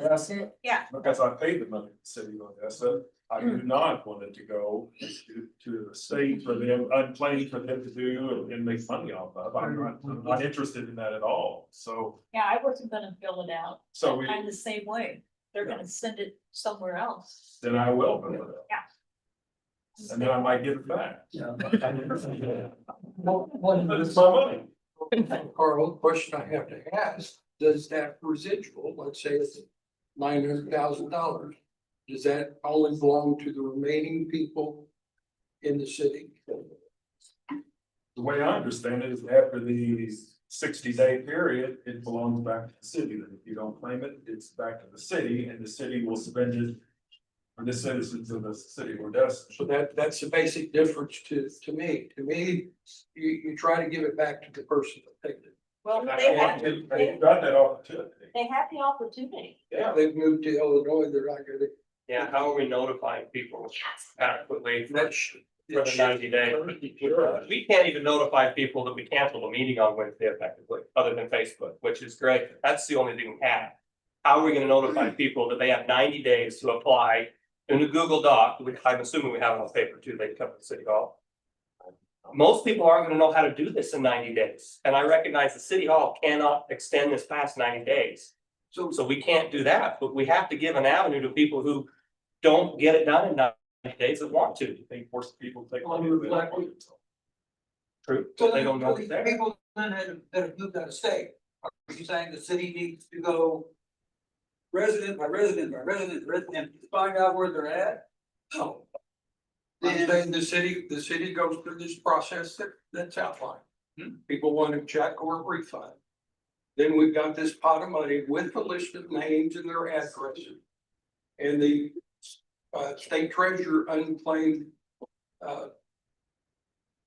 Property. property. If we I send- keep wanting to say funds, unclaimed If we property. send it to the state. The Secretary of State publishes a list saying, hey, if your name is this, we've got X amount of dollars that belong to you. So you're saying that's gonna, we should. They don't do that though. You have to go on there and look to see if you have any unclaimed money. But correct, but they do send ads saying, hey, look on this all the time, because I have never had something that said, Mickey Star, you have money coming back. You don't wanna answer that text. Question. Yeah, if you give that back, to the county, state, whatever, and that's not claimed, where's that money go after it's not claimed? It's They don't come back to Odessa, right? no, So we're gonna lose that money to the state or wherever it goes, and it's used all the way. It's stated to the state is Question exactly is what whose happens. money is. Well, even if it's a citizen, you're gonna sit there and go to the state, so And the as a state citizen of is never Odessa, been claimed from the it's state. my responsibility to go fill that paper out and get my money back if I want it. If I moved away, I probably don't even know this is happening anyway. So it's, if you do know it's happening, you're probably gonna be watching up on it and seeing what's going on and see if you're getting money from it. So I just don't see giving that money to the state when the Odessa can use that money that was paid into Odessa by the citizens of Odessa. So do we want to put it in a separate bank account and keep it? Maybe people If you wanna apply. do that and say, if they ever come back and say, hey, I heard about this and I need my money back, then that's one thing, but. And you're gonna end up giving it to the state if they don't know about it now and you put it to them. And they don't ever claim it, it's gonna go to the state, no, that's, don't get that money. Sean, And that's the point I'm trying. is there a possibility that after this 60 or 90 days it's closed, that we can reopen it a year later for another window of opportunity? That's completely up to you all. And just have recurring windows of opportunity to reclaim it. Because then they might have heard it through the grapevine or however they get that information. Well, the auditors are already tracking. That That would would be be, plenty. No matter how we do this. If we do with you have 90 days to fill out the form, at the end of the 90 days, it's done. Or if we send it to the state, or if we put it in a separate bank account, whatever we do, we're wrong. Someone's gonna get that. Yeah, to be all wrong. It has been fast. It has been fast. Terrible. The last 2 weeks, terrible. I got broad shoulders. I Hashtag. mean, no matter what we do, we're gonna be wrong. No matter what decision we make, we are going to be wrong. You're probably right, but we have to make the best decision. Yes, Yes, Yes. exactly. We have to make the best decision we can and yes. I don't think giving the money to the state is it. no, No, and I wouldn't like that at all Yeah, I either, wouldn't but if we wanna have multiple periods, you know, it's not, and I don't think it really has to do with what's in front of us at this moment. What it has to do is separately is what we decide to do after that. So we can make that decision any day, we can say you're talking about 3 and 5, but. We can decide. Maybe you see who applies, kind of like, Okay, we can decide So we within can 60 give it- days we'd have to before put this it on window Twitter. or closes, to keep it.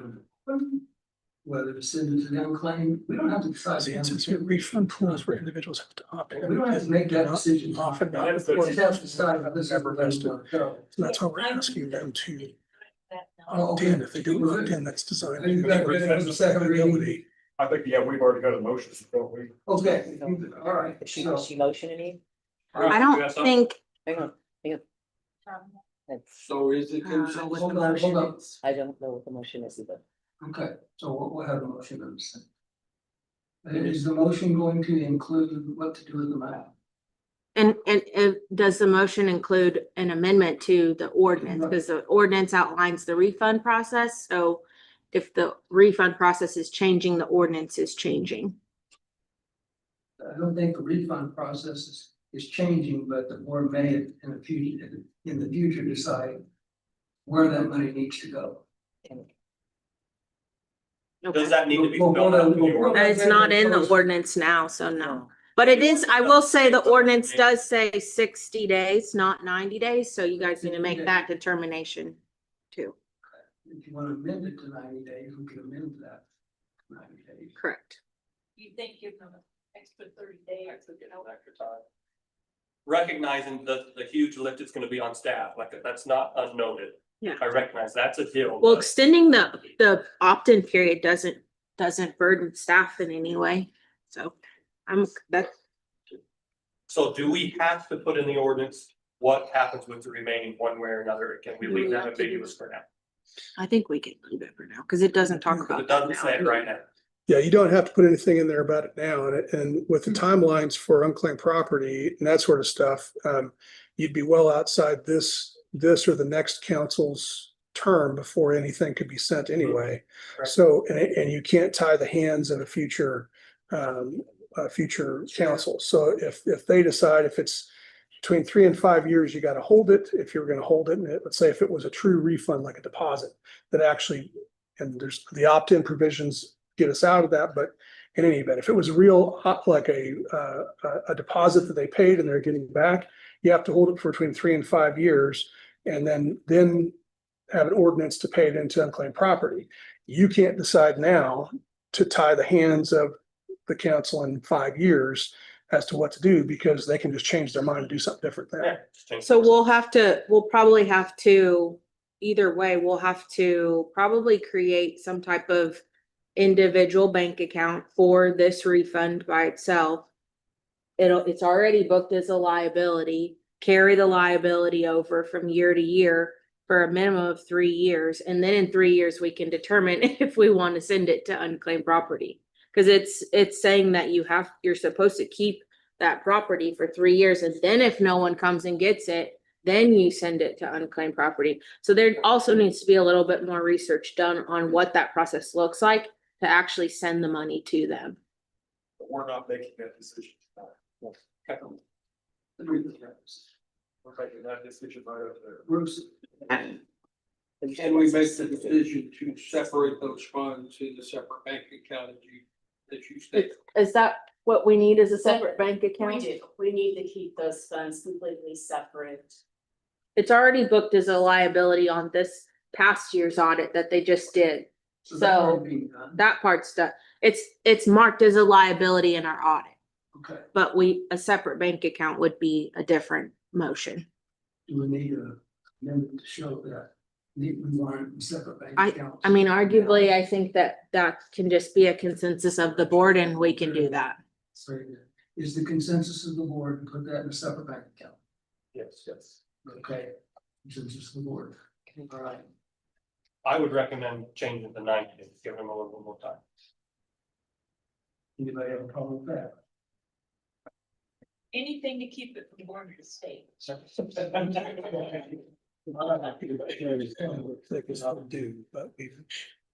now we're in some motion to accept the duties and missions, the ordinance to reflect, amending the bill to reflect a period of We might 90 need to days. do a complete session. Board to adopt ordinance number 2026-10 as amended. With the amendment. With the amendment, With the amendment, 90 days, 60 to 90 days. 60 90 days. 60 to 90 days. Okay, everybody With the clear on what consensus that there will be a separate bank account. That will be noted in the minutes. Very good. Okay. All right. Now take a second. And Yes. then this. Bruce and I both did that one, so I'll second. You gotta. As an ordinance, right? All right. Roll call. Aldermember Kerrigan, Yes. Crabtree, Yes. Star, Yes. Polson, Yes. Whitsitt, Yes. Blackie. Yes. Okay, motion carried, given ordinance number 3174. So that, Proposed resolution number 2026-12 authorizing the mayor to approve the engagement letter of professional services agreement for auditing services with the Bergen TGB. Okay. Well, we finally have the 25 audit complete and we are gearing up for the 26 audit. We plan to have them start their field work on June 1st. And this is the audit engagement letter. When we went out for bid last year, it was proposed as a several year term. This was just the engagement letter for this coming audit. Okay. Well, I'm gonna make a motion, have somebody make a motion to approve, then we'll have some more discussion if there is it. So we need somebody to approve, resolution, make a motion to approve resolution of 2026. Make a motion to approve resolution number 2026-12, audit engagement plan. I'll second. Got a motion and a second, is there any further discussion? There's no schedule fee change or anything from the No, original contract. it's as presented in the ordinance there and.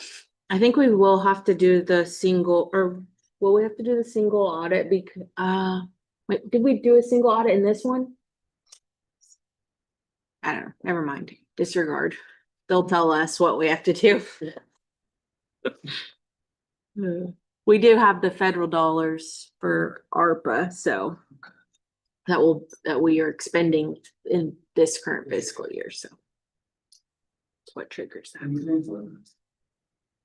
All right, let's vote. All in favor of the resolution? 6-0, resolution carries. Next up, proposed resolution number 2026-13, authorizing the mayor to approve the engagement letter for an internal control review completed by CFO Advisory Services. I take a motion to approve the resolution. Make a motion to approve resolution number 2026-13. Motion is second. Alderman Starr seconds, any discussion? The scope of the audit we had discussed in the finance committee meeting. I think the scope is actually listed to go through the separation of duties. But the agreement does allow for other things. So as we discussed, if I'm wrong, Kathy, correct me, but as they go through our internal controls, if they see something else that they think should be looked at, they can look at those other things. We can dig deeper on specific items if we need to, and we've allocated funds in the budget for a little bit more if we need to go deeper. How much does this audit cost? 6,000, 8,000 somewhere in there. I gotta tell you, there's been a lot of numbers in my brain the Mhm. last couple of weeks. It doesn't so- matter, so. It says 4 to 6,000. Yeah, 4 to 6,000. Okay, no, It's not a lot. okay. Any further discussion? Seeing none, let's vote. All in favor? 6-0, resolution carried. Last up, maybe. No, no. All right, Actually, technically it is. I kind of. all right. Oh, no. No, No, it's no not. resolution number 2026-14 authorizing the mayor to enter into agreement with CAD Excavation Incorporated for the construction of a street maintenance facility and demolition of the existing structure at 401 Street. I would take a motion to approve. Motion to approve resolution number 2026-14 street maintenance building. In a second, Second. Alderman Crabtree seconds. Discussion. Greg? Can I just kind of give a? Yeah, please, please. Okay, so as you know, we had budgeted for the street maintenance building in the budget that we're in. And we put it out to bid, did not get any bids. Found out that we were not gonna be able to do it at the net scope, but we tried. So we put it out to bid again, and we were able to get a single bid on it that was still outside of what our budgetary expectations were. We have, because it was design build bid, we've been able to work with that contractor back and forth to refine the design to where it meets the needs of the city and more appropriately fits with the budget that we're looking at. We've allocated funds from the 25-26 budget, and then again, we have new funds from the 26-27 budget. Combining those together, we can get people in the street department adequate working facilities. If you guys have not been down to see the Red Barn, I highly encourage a stop by because you will be appalled at the conditions these guys are working in. The one thing that is not included in this bid or needs to discuss is the bulk water sales. So we do have bulk water sales right now. The system that we have is antiquated, inefficient, and is not working the way it should. We have the option, it's gonna be, we're projecting a little less than $10,000 to upgrade the water sales. That would send it to a card reading system. Right now we have quarters, and these guys are getting quarters unstuck. They're getting called down there in the middle of the weekend and at night. It's a nightmare for them. We do not make a lot of money on bulk water sales. It's it has the potential from what our usage has been for about 5,000 a year. That is our revenue side. It's not counting whatever it's costing us for the water, it's costing us for the maintenance, all of the things. If we go to a card reading system, we will have processing fees on top of the system. By and large, our bulk customers are not City of Odessa residents because they have water at their homes and businesses.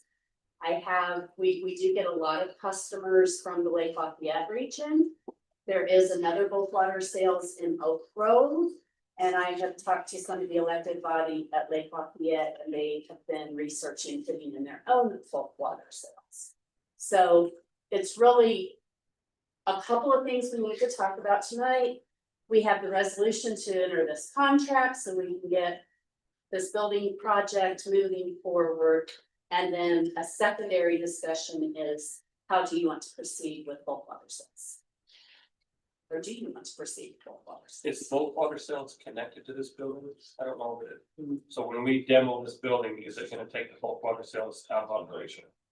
I can tell you that one of my earliest memories is coming to town to get a load of water, 500 gallons, put it in the fourth quarters behind the old police station. So if we decide not to what would it cost just to put it back in? If If we don't upgrade if to, we don't wanna upgrade it in this building, you're looking at about $93,000 for the bulk water. Yeah. If we put it in this building, like she said, that'd be probably around close to $10,000. with or without. Put a the new carburetors? system back in this building. The system we have does not work. We cannot put the system we have back in. So But does the $10,000 include the card reader? Yes. What would it be without the card reader if we went back to? It includes the card it reader. includes the part. We have not spent that because We're not. Well, I'm not saying we should, I'm just curious what the cost difference is. We're not going back to coins. We have, yeah, I don't know that you can get a coin only system anymore. The problem is with the recorder, they shove everything in Oh, there yeah. trying to get free water. I can So, agree. I mean, it's a constant problem for us at night, weekends, throughout the day. We're constantly down there pulling something out or. What's the increase just on the building? So I don't have the increase a little bit just for the bill. How much more we have? we had budgeted in the 25-26 budget, 450,000.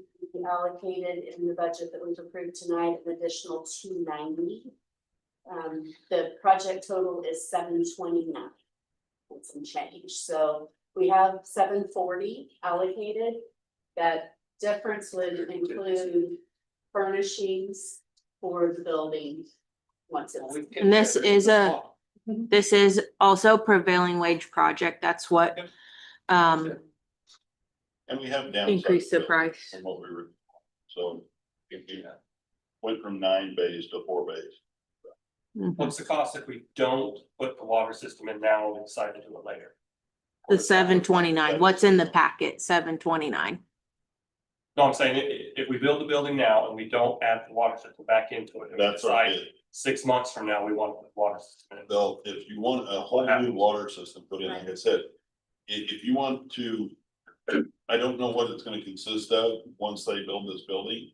It's not built around that, Yeah, that's what I'm curious. so It's I gonna cost. don't know what that cost is gonna be. I know if we move it out of this building, build it, 93,000 was the cheapest bid we had. To move it somewhere else, but you have to have a heated pad under it, for winter and all that, and so that was a company out of, I believe, Ohio that does that. I couldn't find anybody around here that wanted to bid on it, so. I guess the decision would be, do we want water or not? Because if you want water, now's the time to do it. If you don't want it, then don't put it in. Well, since Odessa's not using it most of the time, somebody else is. Let somebody else build it for their people. And there is water in Oak Grove Yeah. too. I mean, I'm not sure. Maybe you used to have water, but I believe they took theirs out. Yeah, that'll do it, there's no. if Lake Lafayette only uses There's it, been several towns taking out, Lexington, so they've removed theirs. Yeah, I know people that use it, but it's not their primary source. Wellington used to have one. And we do still, and I'm not sure exactly what they use it for, Darren's gonna have to correct me on this, but we do still have the ability to meter. So if you have a large construction project and you need one of those giant tanks of water, we have the ability to meter that for. And we're also going Contractors, to have correct. a fill station. That's with this, with one of the finish line for our equipment, that we can build, so it will have a meter on it. So if we need to fill, somebody that comes into town for 5.1. construction or whatever, and, we don't charge them for water, we can still do that. And we also can use a hydrant, we have a meter for a hydrant that we can fill. So, Would that still be available by appointment for other people, say for like Lafayette, is that just for construction? not for residential, so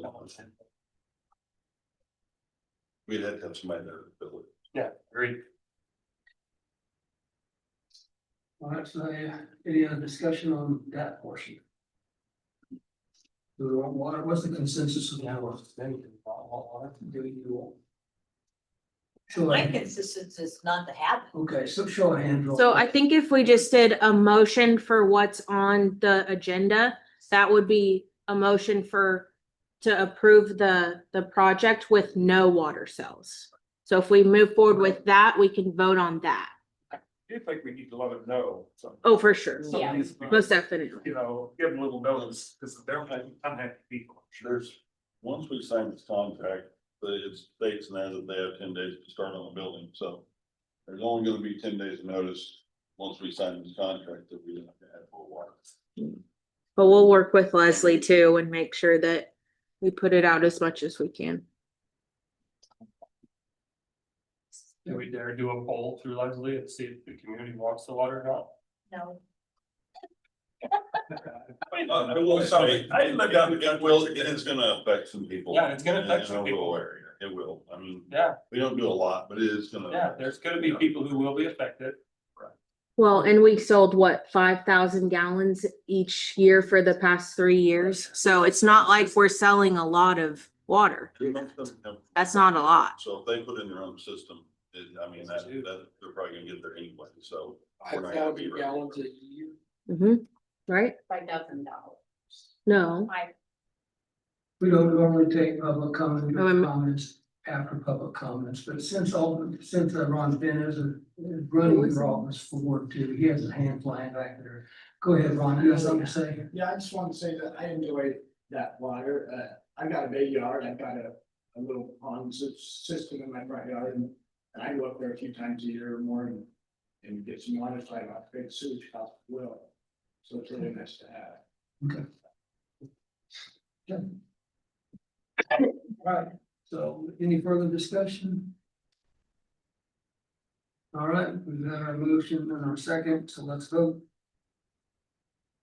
If a yes vote, there is no water. Make sure that we're on that. But we are gonna circle back on the water discussion, correct? Or are we deciding Oh, now? if a yes vote means we're not moving forward with water cells. But. I mean, Go ahead, Kevin. I'm not real motivated. I don't want you to not approve giving him a new building because we haven't decided what to do with water sales. You need to make that decision so we know how to equip the new building as it's built. True.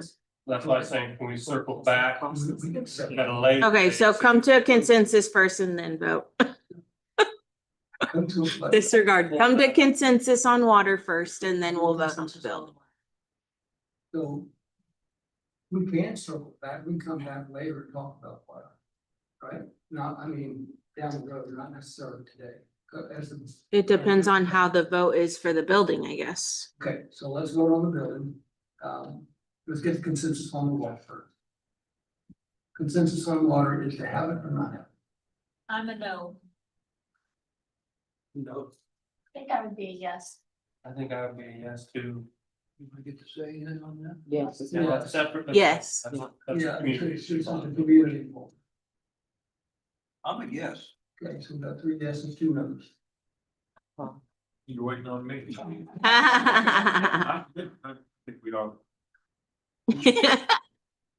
Just go to the heart. you know, my heart, we're gonna Okay. keep water, it's whatever that is. I think it'd be just $100,000. I'd like $1,000, you know, we serve the Zero, community. yeah.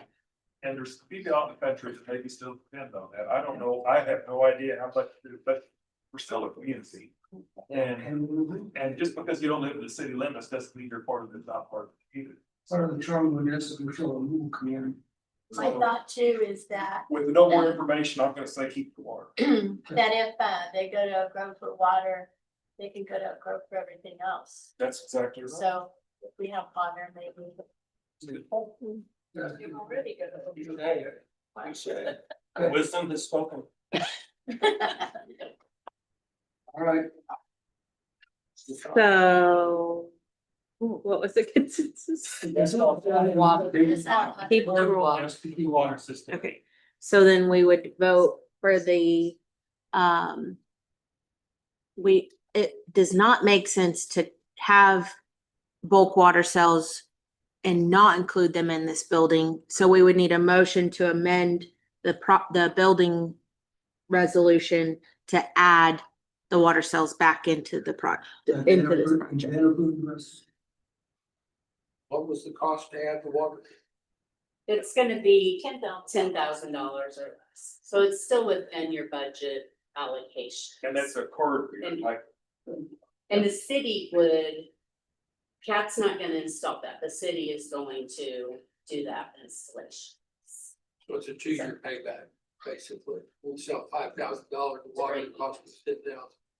Depending on how much the credit card processing and like swiping mechanism is on an annual basis, because that'll, once we've paid off the investment from an annual perspective, it's gonna be the cost of the credit card processing, obviously the cost of the water, and then the revenue we get off of said water. And we can pass some of that, you know, we Yeah. can pass that on to the. Yeah, we could adjust the rates too for bulk water, because it hasn't been adjusted in probably a very long time, so Let's sell 500 gallons. we can look into that. I'll make, Motion to amend. yep. I'll make a motion to resolution number 2026-14. Authorizing the mayor, of the street maintenance building to amend to include the water cell system with the amended cost and scope in the quote for cat excavation. Motion. Need a second. Alderman Winston seconds. Okay. All in favor? 6-0, 5-0, 5 and an abstention. Yes. So that passes. Now we'll vote on the resolution itself. We have a motion and a second. So we'll go ahead and vote. That was it. That was it. That was it. My motion amended it and we approved the motion and amendment. Yes. All right. They're on that. Now I'd like to request that if the board could postpone this item until the next agenda, since Chief Thompson wasn't able to attend tonight. We take the motion to postpone the presentation, the feedback presentation again as a whole. Move to postpone the chief's presentation on the size of each of those. Motion second, all in favor? Yeah. 6-0. All right. It is. All right. Next up, discussion, electric rate study discussion.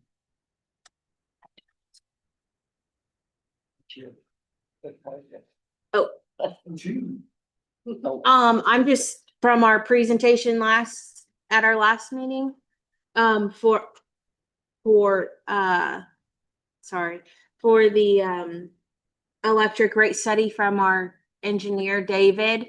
So this is just a follow-up discussion of the board. Like to hear from you all on what your thoughts were of the presentation, what your thoughts were on the options of how we move forward from here. And I just need to hear from you all so we can better understand how we need to proceed forward from here. So this is an open dialogue discussion. So now, like we would say, if we like the 3 years, what we. Correct.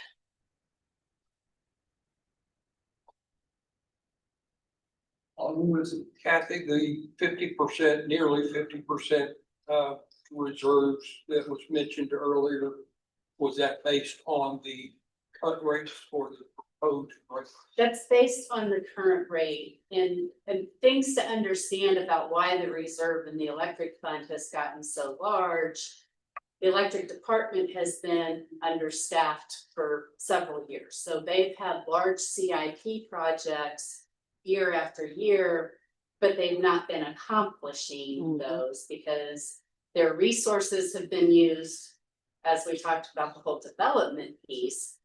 The resources that they have had available have been focusing on the day-to-day and not the system make. So that has built the reserve fund up.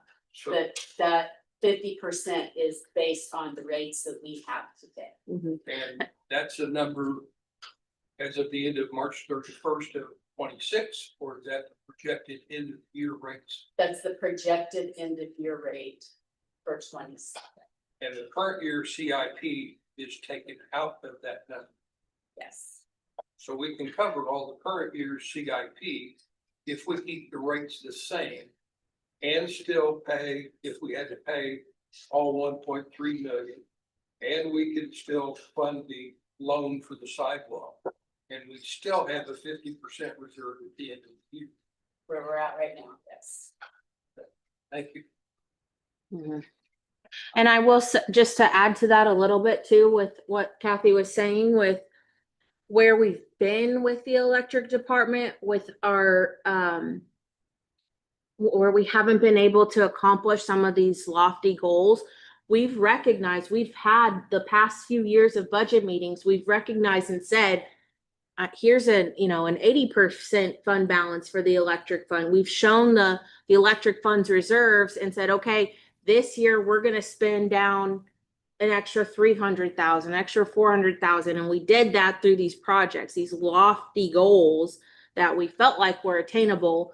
But when you have these, higher turnover rates, we have an apprenticeship program where it's very hard to sustain. We've only had 2 people complete the 4-year apprenticeship program since its creation in like 2018.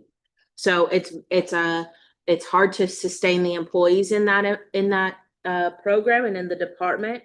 We've been actively trying to bring down that fund balance by achieving projects, but we haven't been able to successfully do that to where we're adding to fund balance instead of spending down the fund balance that we're budgeting for.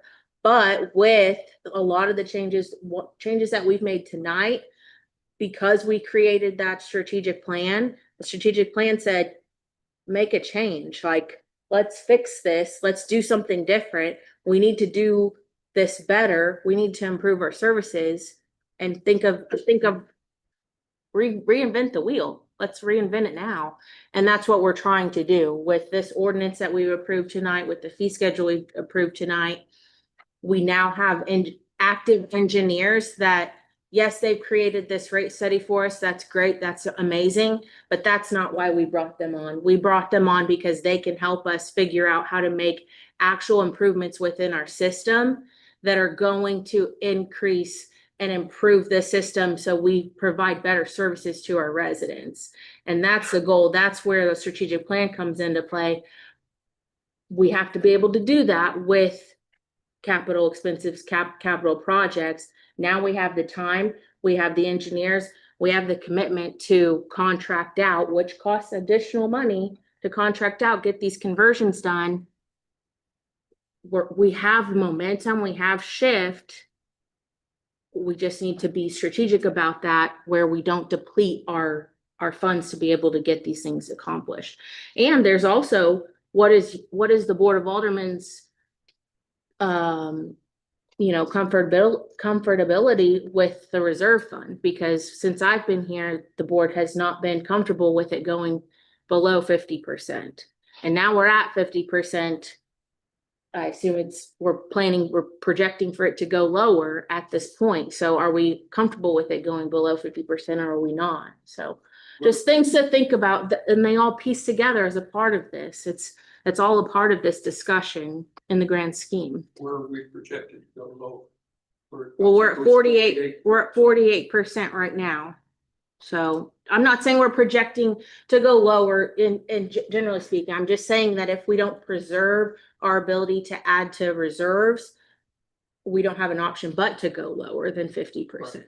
So the 48 point whatever percent is projected as at the end of March of 27, based on current rates, tells me that we could actually charge the same rates as what we're doing now and have the 48% reserve at March 31st of 27.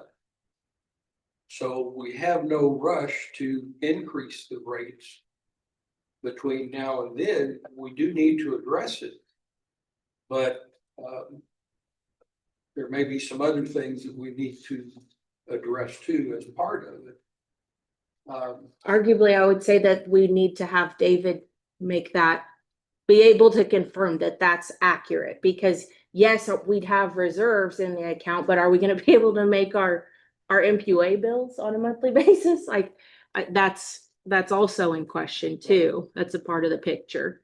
Is there a projection in the price and in the cost study of inflation over the next 4 years and such like that? Is that accounted for in our rate studies? I believe so. He put it like. Yeah. So I guess I would be concerned before we raise rates, we asked them, what can we do to lower our cost of service, make ourselves more effective, efficient? I don't feel like we've exhausted all the efforts in trying to figure out how we can lower that cost of service. The only recommendations he said was change your billing cycle. Change what your peak hours. Well, that's not helping our community. That's making it harder for us and our community. But we're not looking into solar. We're not looking at other types of generation. We're not looking to make other types of upgrades to make ourselves more efficient. I think we need to look into those. I would agree we might have some time to do some more investigation on possible ways we can lower our cost of service before we just automatically say, we're just gonna go get more money from the ratepayers. Because we're gonna ask for more money, but we're not giving them better service. We're just saying we want more money. And I recognize our cost of service says we need it, but we do have some cash flow we can float for a little bit while we look at other avenues to find out if that's the best avenue for community. In the budget, did we increase the cost of purchase energy? By how much? What percentage do you recall? I don't, let me see. Well, that's okay, as long as you increased it. Yeah. Some increase that's figured in. Yeah, there is an increase figured in, and then, we're having an increase in transmission. They've already told us that that is gonna increase. Okay, no, purchase power.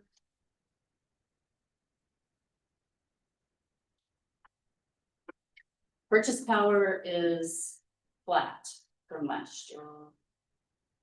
The increase is in the transmission side, so there's two different, when we get the MQA bills, there's two different categories there. Okay. So we've increased the transmission, but not the purchase power. So the way that would work, if we kept the rates the same, we kept the ECA the same at 8.02 cents. As our purchase power cost increases, that increase would flow through that ECA charge. That would cover the increase in the ECA charge. Correct. And that's how it's supposed So we would. Yeah. We wouldn't have a shortage in paying that cost. That would still be billed. Right. But if people's ECA charge will increase Right. significantly. Well, maybe not significantly, but it's gonna increase if they're already concerned with what it is Yeah. at now.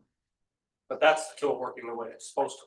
Right. So they. But it also needs to be brought back down. I mean, we got here because everyone was concerned that their ECA rate was $60, $70, $80. So what if we did that, it's gonna make it go even greater than the $60, $70, $80. So David proposed increasing the ECA base to 9.02 cents. Yeah, which would bring down what Bring people down are the paying. ECA. The Yeah, offset to that is increasing the base charge. correct. To customers, so it balances out because of that ECA formula. So that does give us some time, I think, to look at the rates a little closer. So are you saying adjust the ECA rate and the base rate now?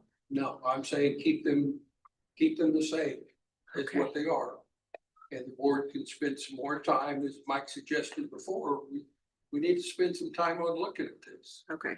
I think that we need to ask the question to the engineer of what is the impact of not changing the rates. We have not asked that question. We don't know the answer to that. We are assuming that based off of what we've put into the budget, but we don't necessarily know that. We don't know what it will do. We're assuming that it'll be okay for this fiscal year. That's a big assumption. It just is a little intimidating of an assumption, in my opinion. And I'm not saying for the whole year, Okay, maybe a month, maybe 2 months. okay. But there's a lot of charges and things that flow through our electric department. You and I have discussed a couple of them that I think needs to be looked at. So if we waited a month or so, then you'd get a chance to ask the question to that you wanted Right. to ask, to get an answer for the board or the council, right? Yes.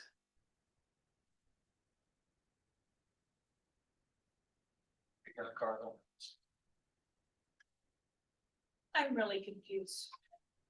Which I state most of the time, but when David was here, I asked him, so somebody explained this to me. David said, even though we're paying the rates that we're paying now, we're still not paying as much as we need to be. Are we making enough money to make our bills and still, I mean. That's my explain to me concern or what that- question, I explain guess. What that meant. That's my concern or question. I don't know. I mean, obviously a month or so, will be fine, but like to not change our rates for the next fiscal year, that is concerning. And I don't know what the impact of that will Okay, be. because he said We didn't ask that that question. we are not paying what we Right. should. And the people are complaining, but it should actually be higher. Right. We've also included the system analysis in this budget that we just approved, where that system analysis is like, okay, he just looked at the dollar figures for the rate study. Now he's gonna look in our actual system and see ways that we can make improvements to improve the system and reduce those things. Yep. So we're already planning for that within our budget. But I just, there's not a thing, we can't build a solar farm and, you know, I mean, that, we can't build a solar farm at all, in my opinion, because they won't invest in it anymore. It's not being funded at the federal level. It's not being incentivized any longer, so. It's quite a few investments. But what's the projected time frame for him to do that review? I'm not sure. I would need to talk to him. We've exhausted our not to exceed at this point. So we either need to create a new task order for him to deep dive further, or if it's under a certain threshold, I guess we would just pay for that out of electric engineering. But either way, he's very expensive. At least $300 an hour or something like that. We have exhausted all of our dollars for our not to exceed for the rate study, though. My concern would be if we, and I'm just throwing this out there, just thinking out loud maybe, but we pay for somebody to come in and study our rates and make a suggestion, we pay good money for that, and then we decide we're not gonna follow that. That doesn't make sense in some ways. But that doesn't mean you don't scrutinize it, so. Anyway. I agree. Just a thought. Yeah, and I'm not disagreeing with his information and his cost of Yeah. service. I think he's right. I just think before we just jump to raising the rates, we haven't looked at lowering the cost of service yet.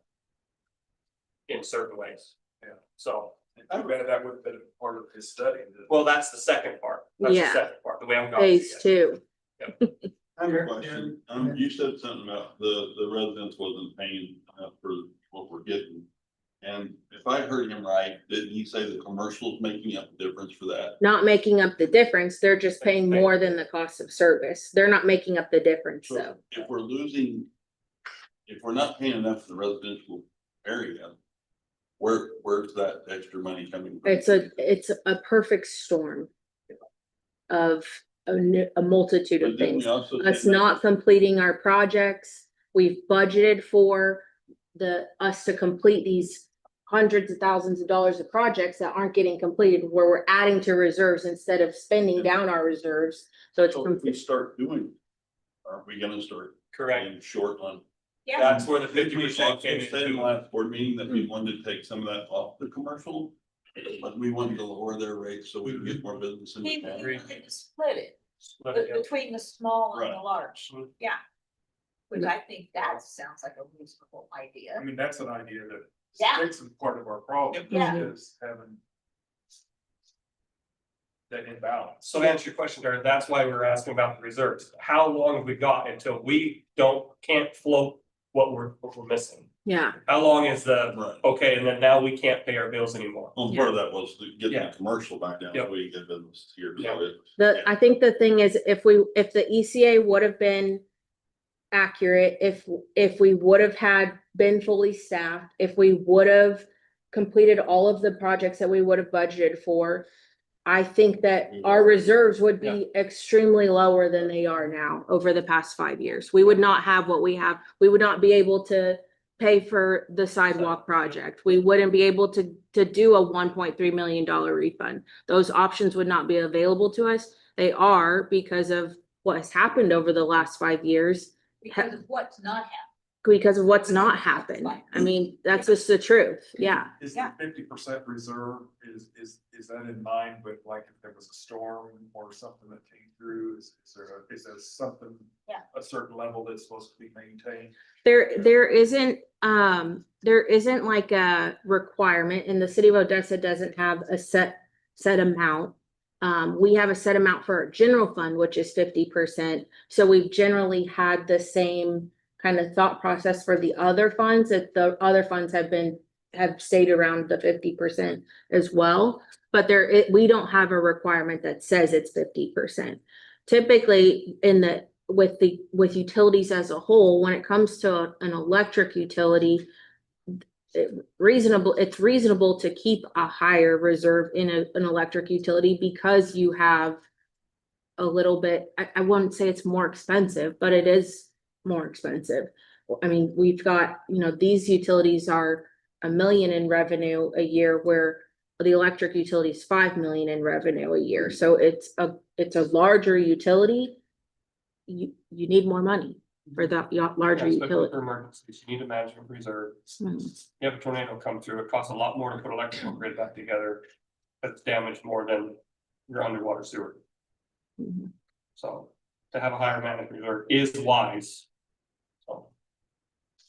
Carmen. I think too, we need to keep in mind that that was one of the things in our strategic plan, is a very reliable electric service for the community. So I know I'm not saying whatever the rates need to be to make that happen, but we need to keep that in mind, because we can't let things get so bad that it's gonna cost so much to keep it reliable and fix it. I mean, I think if you gave people the option of, I'm gonna have to pay $10 more on my bills, or I'm gonna have 2 outages a month. Mhm. Right. Even if it's an hour, it's 2 hours. So we're not on any time crunch right now to, like, the process is, we have a rate, aside from the budget, throw the budget out. Throw the budget out, throw the timeline of the budget out. It's messing with us a little bit that we just approved a budget at the time that we're doing a rate study. It's messing with us a little bit. So put the timeline of the budget aside. You do a rate study. The next step is to determine what your plan is to implement said rate study, and then you create an ordinance that aligns with that puts those rates into code, and then we have a start date, and those are implemented. We have this, like, we're trying to tie the utility rate study to the budget we just adopted, and we don't have to. There's nothing that says we have to do that. So to say, let's delay this by 1 month, we're not, what are we delaying? We're on our own schedule. We just need to create a plan, create an ordinance, and adopt it and implement said plan. There is no time frame. So really the consensus that I'm hearing is just, Shauna asked the question of what happens if we don't implement the plan, right? Or how long can we not implement it? How long can we not implement the plan? How long do we have to investigate other ways to create revenue or cut our costs without just going And straight to the? I think the next question too would be, how long would it take to implement these plans? Because that's what what's not clicking in my head is, okay, we do a system study, and the study says to do X, Y, or Z. We do X, Y, or Z. How long does it take to see? Now is it a year to see the results of those things bringing our costs down? Or it also depends on what we do. If it's just putting in switches across our system, that's just reducing our outage data. So the end result's probably gonna be the same. We're gonna have to raise rates. But before we raise rates, at least we can have a plan of saying, we're gonna try these things also to try to bring down cost of service, instead of just, we want more money. Right now, we can't say we're doing this as well to try to bring it down. We're just saying we want more money. Okay. So that's what I'm saying. So back to the We get a timeline plan, thing. we're still gonna have to raise rates, because we're not gonna be able to execute anything to bring that down. Mhm. But to say we don't even have a plan and just say we want more money. That seems like we're not doing our due diligence, That's fair. and we've really need So to, then, we need to do better that way. back to the timeline question, again, budget aside. Does it make sense? Now the question to David is, can we not implement the rate plan until we know the results of the system study? That's the question. Would How that long have we be- got? Are we on, does that make sense? And what if David gives us an answer we're not gonna like, then what are we gonna do? I don't know, How do we deal we'll with it? figure that out when we get there. If I remember right, what they said was. The board that was seated at the time. I believe it was like when the whole plan went down. And we just relied on everything, I guess. At that time, we were still a town with a lot more businesses. And that's why it was, more was put on the commercial than the residents. So if we vote to make the We turn the camera around. we're already out of fire ground. And we're really toast. But as much as I hate to say it, that's from what we were told, that's sort of what needs to be done. It's not that I want to say that's what we should do. Like everybody else, I want my rate to go. Well, we got time. They double what y'all pay, We got time. We got time. but we need to find out how much time we got. Yes, We don't know how much time we got. nobody knows how much time.